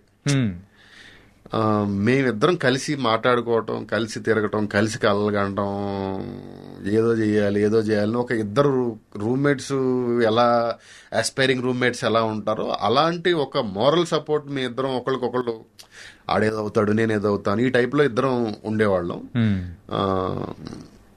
బట్ నాకు ఆ టైంలో మాత్రం నిలబడింది మాత్రం వాళ్ళిద్దరు. Okay, nice sir. అంటే ఆ జబర్దస్త్ నుంచి మెయిన్గా ఆ బయటికి వచ్చి రావడానికి ద రీజన్ ఏంటి సార్? మనం జబర్దస్త్ కోసం రాలేదు సార్ ఇండస్ట్రీకి. మనం సినిమా కోసం వచ్చాం. జబర్దస్త్ అనేది ఒక ప్లాట్ఫామ్, నాకు ఒక ఎక్స్కలేటర్ లాగా. మనం పై ఫ్లోర్ లోకి వెళ్ళాలంటే ఎక్స్కలేటర్ లాగా నాకు అది ఉపయోగపడింది. ఓకే, సో ఇది ఉపయోగపడిందని ఎక్స్కలేటర్ ఎక్కడాక మనం రాలేదు, పై ఫ్లోర్ వచ్చింది కదా. సో అలాగా అది నేను దాంట్లో కంఫర్టబుల్ గా సంపాదించుకున్నాను, కొంత నిలబడ్డాను, నా మీద నాకు ఒక కాన్ఫిడెన్స్ బిల్డ్ అయింది. దాని తర్వాత సినిమా ఇండస్ట్రీ కోసం వచ్చిన తర్వాత ఇక్కడ డబ్బులు వస్తుంది, పేరు వస్తుందని మనం ఇక్కడ ఉండిపోతే మన ఎండ్ ఆఫ్ ది డే డబ్బుల కోసం వచ్చిన వాళ్ళని అయిపోతాం. అది కాదు మనకు కావాల్సింది, సినిమాల్లో ఉండాలి అని. 75th ఎపిసోడ్ సార్ థియేటర్ మన జబర్దస్త్ స్టూడియో ఫ్లోర్ లో నుంచి బయటకు వచ్చి చెప్పులు తీసి దండం పెట్టుకుని మళ్ళీ లైఫ్ లో సినిమాల కోసం వెళ్తున్నాను, సినిమా ఇండస్ట్రీకి వెళ్తున్నాను, మళ్ళీ నీ దగ్గరికి రాకుండా నన్ను అక్కడే ఉండేలా నన్ను బ్లెస్ చేయి నువ్వు అని దండం పెట్టుకుని వచ్చా. సో అంటే అది దాని అర్థం ఏంటంటే దానికి నాకు ఆ ప్లేస్ అన్నా కూడా అంత రెస్పెక్ట్, అంత గౌరవం. నాకు ఆ ప్లేస్ ఇక్కడ వరకు నన్ను నిలబెట్టావు, ఇక్కడ నుంచి కూడా ఇలాగే ముందుకు వెళ్ళాలని కోరుకున్నాను, దండం పెట్టుకుని ఇండస్ట్రీకి వచ్చా. ఓకే, అనసూయ గారితో ఈ పరిచయం గానీ మరి అక్కడ ఎలా ఉంది? అప్పుడే జబర్దస్త్ టైంలోనేనా లేకపోతే ముందు కూడా ఉన్నింది కదా సార్? జబర్దస్త్ కంటే ముందు లేదండి, జబర్దస్త్ జెమినీలో ఒక షోకి, అది జబర్దస్త్ తర్వాతేనా సార్? ఓకే, జబర్దస్త్ తర్వాతే. జబర్దస్త్ స్టార్ట్ అయినప్పటి నుంచి అక్కడ కొంచెం తెలుసు. దాని తర్వాత ఇంకొక అలీ టాకీస్ అప్పుడు కొంచెం ఎక్కువ క్లోజ్గా మాట్లాడడం. ఎందుకంటే తను రోజు యాక్టింగ్ అప్పుడు దాంట్లో స్కిట్లు చేయాల్సి వచ్చేది. అప్పటి వరకు తను యాంకరింగ్ చేయడం తప్ప యాక్టింగ్ ఎప్పుడు చేయలే. సో ఫస్ట్ టైం రోజు వచ్చి నా దగ్గరికి వచ్చి మాట్లాడుకొని ఇలా రిహార్సల్ చేసుకొని ఇలా ప్రాక్టీస్ చేయడంలో ఒక పరిచయం ఇది. మా ఇద్దరి మధ్య ఒక వామ్ ఫ్రెండ్షిప్. ఎప్పుడు మీ ఇద్దరు రెగ్యులర్ గా మాట్లాడుకోము, ఎప్పుడన్నా సందర్భం ఉంటే తప్ప. బట్ ఇద్దరంటే ఒక విపరీతమైన మ్యూచువల్ రెస్పెక్ట్ ఉంది ఇద్దరికి. ఇప్పటికీ కానీ ఒక యాక్ట్రెస్ గా కూడా ఆవిడ అంటే అంచెలంచెలుగా ఎదగడం అనేది చూస్తూ ఉంటే నిజంగా మైండ్. అసలు ఆ అమ్మాయి ఫస్ట్ డే నాకు తెలిసి నా దగ్గరేనేమో ఆవిడ వచ్చి రిహార్సల్ చేయటం ఆల్మోస్ట్ 0 దగ్గర స్టార్ట్ అయిన ఆవిడ అంత బ్రహ్మాండంగా చేస్తుంది ఈ రోజు. అవుట్ ఆఫ్ ఓన్లీ ప్యాషన్, మామూలు ప్యాషన్ కాదు అమ్మ ఆవిడకి. అసలు ఎక్కడి నుంచి ఎలా ఏంటి అనేది ఒకసారి అబ్జర్వ్ చేసుకుంటే నిజంగా వండర్ఫుల్ అనిపిస్తూ ఉంటుంది.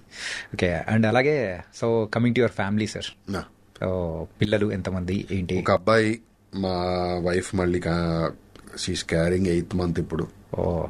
Expecting a baby soon. Nice nice sir. Oh at sir, love marriage arrange marriage? Arrange marriage. ఎక్కడ కోవిడ్ టైంలో ఏమైనా జరిగిందా ఏంటి? కోవిడ్ టైంలోనే కదా, చాలా తక్కువ మంది. అవును. ఏంటి అనుభవం ఏంటి అసలు? దాని మీద కూడా ఏమైనా స్టోరీ రాస్తారేమో అనిపించింది. లేదండి, అదే అప్పుడప్పటి వరకు అనుకున్నాం. కోవిడ్ టైంలో కుదిరింది, మనం కూడా పారిపోవడానికి ఛాన్స్ లేదు. లాక్ చేసేసారు, లాక్డౌన్ చేసి మరి పెళ్లి చేశారు.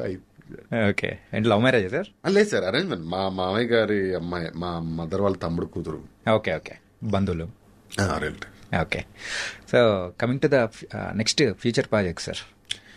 ఇంకేం అనుకోలేదు సార్. ఇప్పుడు కొంచెం 2 ఐడియాస్ ఉన్నాయి, లేకపోతే 2-3 ప్లాన్స్ ఉన్నాయి. బట్ ఇప్పుడు వెళ్ళి కొంచెం కన్ఫర్మ్ చేసుకుని వెళ్ళాలి. బట్ దానికి కొంచెం టైం తీసుకుందాం, కంగారు పడకుండా ఒక 1 week 10 days ప్రశాంతంగా రిలాక్స్ అయ్యి దాని తర్వాత ఆలోచిద్దాం దాంట్లో.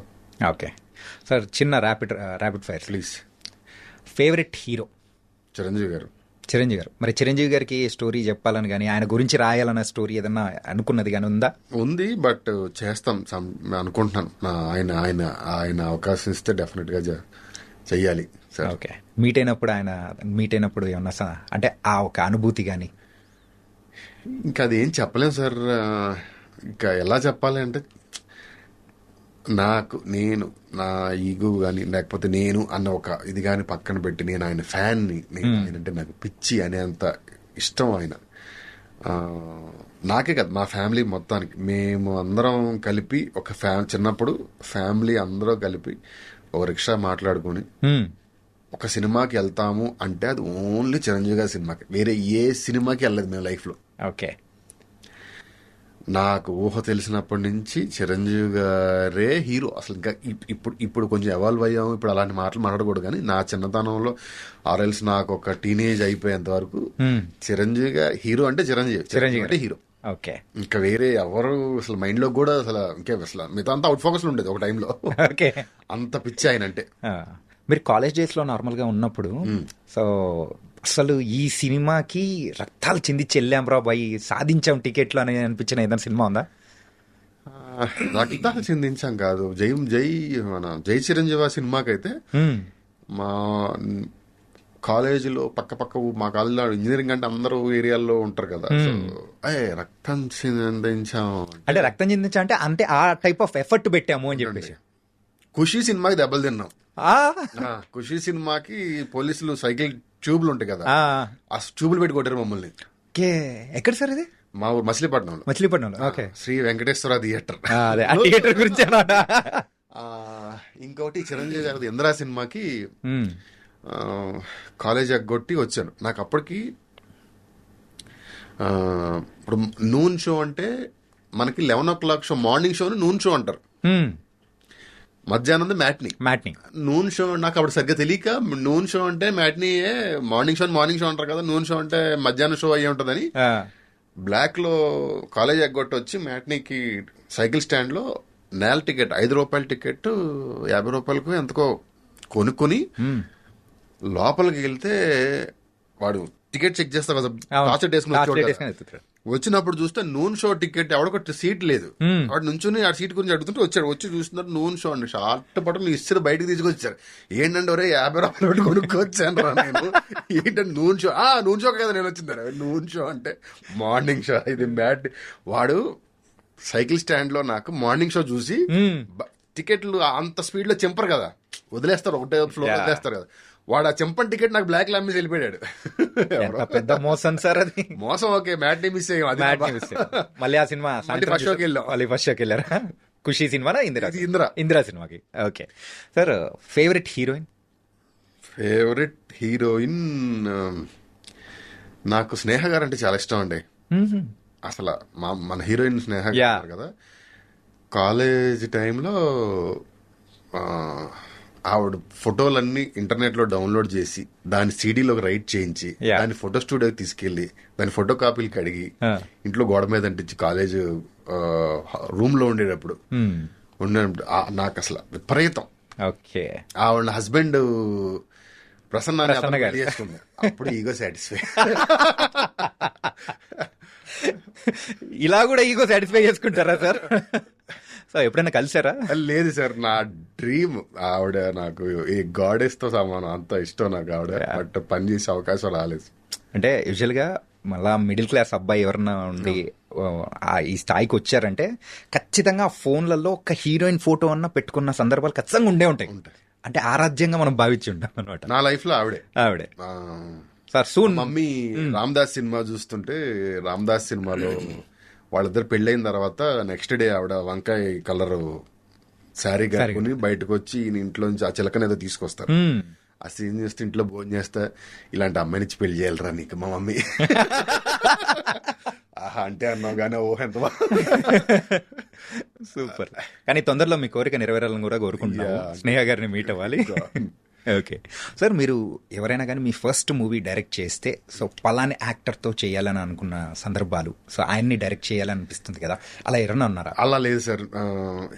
ఇలాంటి కథతో చేయాలన్న ఆలోచన ఉంది తప్ప అలాంటి హీరో అది లేదు, డెఫినెట్ గా లేదు. అది నేను స్ట్రైట్ గా చెప్తున్నా, అంటే మోడెస్టీ లేకుండా.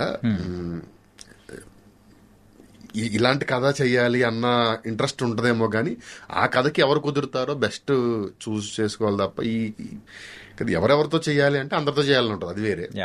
బట్ అది ఏ టైప్ ఆఫ్ కథ? అది కూడా సేమ్ కమర్షియల్ మంచిగా లేదండి. కొంచెం ఈ సినిమా ఈ కథ ఇతను రాసాడు, ఇంతకాలం ఏమైంది ఇతను కానీ అలాంటి కథ చేయాలని కోరిక.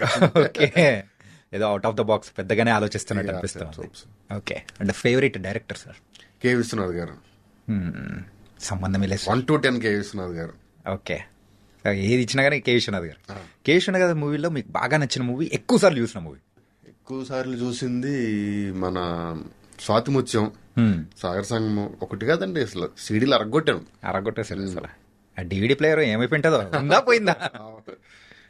ఓకే, అంటే సార్ మీరు రైటర్గా అయిన తర్వాత కానీ లేకపోతే ముందు నుంచి రైటర్గా ఎప్పుడైతే స్టార్టింగ్ డేస్లో ఉంటాయో, అరే ఆ రైటర్లా రాయాలి, అలా ఉండాలి అని చెప్పేసి అనుకున్న సందర్భం?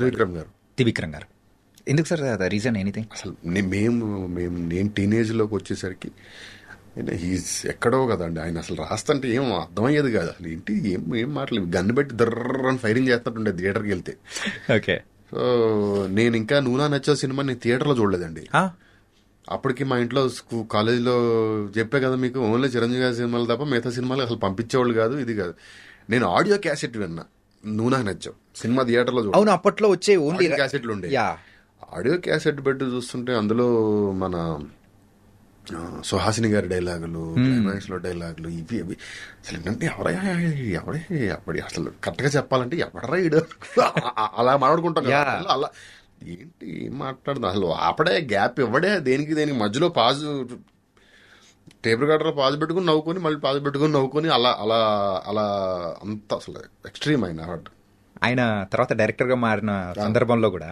సో ఆయన నచ్చిన మూవీస్ సార్, ఈవెన్ డైరెక్టర్ గా రైటర్ గా? అతడు టాప్. ఓకే, అసలు అదైతే వేరే లెవెల్. నేను ఇంజనీరింగ్ లో ఉన్నప్పుడు నాకు తెలిసి ఫస్ట్ రోజు 3 సార్లు చూసినట్టున్నాం. ఫస్ట్ రోజే మా ఇంటి ముందు, మా రూమ్ ముందే థియేటర్. అట్లా కాబట్టి బెల్ కొడుతుంటే పైగా ఆ టికెట్లు ఇచ్చేవాళ్ళు అందరూ మా ఇంటి ముందు ఆపోజిట్ లో అక్కడక్కడే ఉండేవాళ్ళు. సో అక్కడ పనిచేసే వాళ్ళందరూ అక్కడే పనిచేస్తుండేవాళ్ళు. వాళ్ళు మనం వెళ్ళగా మనకు టికెట్ ఆల్రెడీ కింద బుక్ కింద పెట్టేవాళ్ళు, వస్తే టికెట్ తీసుకుని వెళ్ళిపోయాడు. కాదు సార్, ఈ లెక్కను చూసుకుంటే మీరు క్లాసులలో కంటే థియేటర్లో ఎక్కువ ఉన్నట్టు అనిపిస్తుంది. నిజమే, చాలా కష్టపడి అటెండెన్స్ మెయింటైన్ చేసేవాళ్ళం. మరి సబ్జెక్టులు ఏమైనా పెట్టుకున్నారా? మొన్న ఈ సినిమా డ్రాగన్ చూసారా? చూసా ఏంటి 48? 48 లేదు సార్, 18 లాస్ట్ సెమ్ లో 18 క్లియర్ చేసాం ఒకటేసారి. అయ్యా దేవుడు అయ్యా. 4-2లో ఆ, మా ఇంట్లో వాళ్ళు తెలియదు, వీడికి ఎన్ని ఉన్నాయని కూడా తెలియదు. ఇప్పటికప్పుడు అయిపోయినాయి అని చెప్తుండేవాళ్ళం. But end of the day అయిపోయేసరికి అన్ని అయిపోతే తెలిసిపోద్ది కదా, అప్పుడు తెలుస్తుంది. అవును. సో 18 రాసాం ఒకటేసారి. 18 ప్లస్ 2 4-2 ఎగ్జామ్స్, 2 4-2 ప్లస్ బ్యాక్లాగ్స్ 18, 20. పొద్దున ఒకటి రాస్తే మధ్యాహ్నం ఒకటి రాయాలి, పొద్దున ఒకటి రాస్తే మధ్యాహ్నం ఒకటి రాయాలి. అన్ని లేచాం. ఆ, ఇందులో హైలైట్ ఒకటి చెప్తా. ఆ, అప్పటికి మాది ట్రిపుల్ ఈసీకి బ్రాంచ్ గొడవలు ఏవో చిన్న చిన్న జరుగుతుండే. ఉమ్, సో వాళ్ళకి మేమంటే పడేది కాదు. ఓకే. సో ఎగ్జామ్ రాస్తున్నప్పుడు 2 క్వశ్చన్లు రాశాను. ఉమ్, రాసిన తర్వాత ముందు బెంచ్ వాడిని ఎరేజర్ అడిగా, ఆ, అప్సరా ఎరేజర్, దానిపైన కవర్ కూడా. వాడు ఎరేజర్ ఇచ్చాడు. ఎరేజర్ వాడి దగ్గర తీసుకున్న మా ఈసీ న్యూజిలేటర్ వచ్చింది మాకు. ఓకే. వచ్చాక ఆవిడ ఎరేజర్ తీసుకుని ఆవిడ పెట్టి రాస్తా ఉంటే ఆవిడ వచ్చింది, ఏం తీసుకున్నాడు దగ్గర నుంచి అని. ఎరేజర్ అండి అని. ఎరేజర్ కాదు ఏదో తీసుకుంటే, ఎరేజరే మేడం తీసుకుంటే తీస్తే వాడు నిన్న ఎగ్జామ్ కి కాపీకి 2 ఫార్ములాలు రాసుకొచ్చాడు దాని మీద. అది పెన్సిల్ తో రాస్తాం కదా, ఎరేజర్ రాసి దాంట్లో పెట్టి తెచ్చాడు. ఇది ఏంటిది, నేను వాడి దగ్గర ఇది తీసుకునేది రాసాను. మేడం ఈ ఎగ్జామ్ వేరు, నేను చూస్తే ఇది వేరు అది వేరు, అది నిన్నటిదండి, నాకు తెలియదు. అది నిన్నటిది, ఇప్పుడు ఎందుకు వాడుతున్నావు నాకు తెలియదు, ఇందులో వస్తుందో లేదో నాకు తెలియదు, నువ్వు వాడి దగ్గర తీసుకున్నావు, ఇందులో ఉంది ఇది ఇది. అంటే అసలు నేను ఉన్న ప్రెషర్కి 18 పాస్ అవ్వాలి, అసలు నిద్ర పొద్దున్న మధ్యాహ్నం తేడా లేకుండా రాస్తున్నాం. ఇంకోటి అంటే నాకు తప్పు లేదు. ఓకే. మన తప్పు ఎప్పుడైతే లేదో ఎవడి మాట వినే పని లేదు అసలు. అని ఆవిడ నువ్వు ఇది అసలు ఎలా లెక్చర్ అయ్యావు నువ్వు అని స్ట్రైట్ షాక్. ఎలా లెక్చర్ అయ్యావు నువ్వు, ఈ ఫార్ములా ఏ ఎగ్జామ్ లో ఏ సబ్జెక్ట్ లో ఉంటుందో తెలియకుండా అసలు ఎలా లెక్చర్ అయ్యావు నువ్వు, ఏ ప్రెషర్ లో ఉంటారో ఏ టైంలో రాస్తారో ఇది తెలియదు, కాలేజ్ కూడా వాళ్ళు చిందులో పెడతారు మీరు సంబంధం లేకుండా, అది ఇది ఇదని అరిస్తే ఆవిడకి అందరి ముందు దైపోయి ఉక్రోషం వచ్చి నా ఆన్సర్ షీట్ తీసుకుని మధ్యలో చింపేసి, వెళ్ళు ఇప్పుడు ఏ గొడవ చెప్తావు చెప్పు, ఏం మాట్లాడతావు మాట్లాడు, నాకు తెలియదు, ఏం చేయాలో తెలియదు, నాకు ఎలా చింపాలో తెలియదు, నువ్వేం చేస్తావు చేసుకొని చింపేసి వెళ్ళిపోయిన తర్వాత అక్కడ నుంచి డైరెక్ట్ గా మా హెడ్ ఆఫ్ ది డిపార్ట్మెంట్ దగ్గరికి వెళ్ళా. సార్ ఇలా అయింది సార్ అన్నాడు.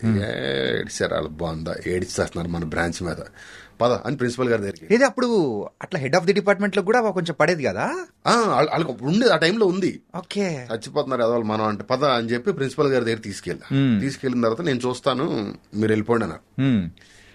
ఇంకా అయిపోయింది, ఇక ఇది పోయింది, మిగతావన్నీ ఇక చూసుకోవాలన్న ఫీలింగ్ లో ఉంది. కట్ చేస్తే 2 16 32 వేసి పాసు. ఏం జరిగిందంటే నేను వెళ్ళిపోయిన తర్వాత దాని మీద కాలేజ్ సీల్ వేసి ప్లాస్టర్ వేసి, ఇది అనుకోకుండా బై మిస్టేక్ బ్యాగ్ క్యారీ చేస్తాం వల్ల చిరిగిపోయిందని వేసి, దాని మీద principal stamp, H of the department stamp వేసి, దాని ముందు ఒక లెటర్ అటాచ్ చేసి, బై మిస్టేక్ జరిగింది ఇది, దీని కాలేజ్ మాకు తెలిసే జరిగింది, సో దీన్ని కరెక్ట్ గానే కన్సిడర్ చేయాలి అని వాళ్ళు లెటర్ పెట్టి మరి పంపించి పాస్ అయిపోయారు. ఇందులో మీ యాటిట్యూడ్ విషయానికి వచ్చేటప్పుడు నేను లోకల్ కనిపిస్తూ ఉంది. సో ఈ బ్యాక్లాగ్లు ఇవన్నీ కనిపించేటప్పటికి డ్రాగన్ కనిపిస్తూ ఉంది. సో ట్రిపుల్ ఈసీ కనిపిస్తుంది. వాళ్ళు ఉండేది సార్ అసలు అలా ఎలా 16 మార్కుల క్వశ్చన్ కి 2 16 32 వేసి పడేసారు సార్, పాస్ అయిపోయాం. అంటే అది ఇంజనీరింగ్ అయిపోయిన తర్వాత ఇమీడియట్ అంటే ట్రిపుల్ కి సంబంధించిన జాబ్స్ గానీ సాఫ్ట్వేర్ గానీ ఇన్ఫోటెక్ లో చేశాను, చేశాను, చేసి తర్వాత మానేసి ఇందులో. ఏంటి సార్ ఫస్ట్ శాలరీ ఎంత? తక్కువేనండి, ఎంత అప్పుడు 22 ఎంత ఉండేది సార్. ఆ రోజుల్లో 22 అంటే తక్కువ సార్. ఏంటి సార్ ఈ రోజుల్లో తక్కువ, ఆ రోజుల్లో అయితే వావ్ అనిపించేలా ఉంటది. It was very very nice sir. అంటే బోల్డ్ అండ్ సంగతులు అనేది కూడా మాట్లాడుకున్నాం. అండ్ ఒక engineering student, so trained as a writer and also now you are going with an good flow. And మాకు మంచి మంచి ఎంటర్టైనింగ్ మూవీస్ అనేది కూడా ఇవ్వడం చాలా సూపర్ గా ఉంది sir journey Kali. Thank you అండి. Wonderful, and thank you so much for coming here. My pleasure sir. Thank you sir.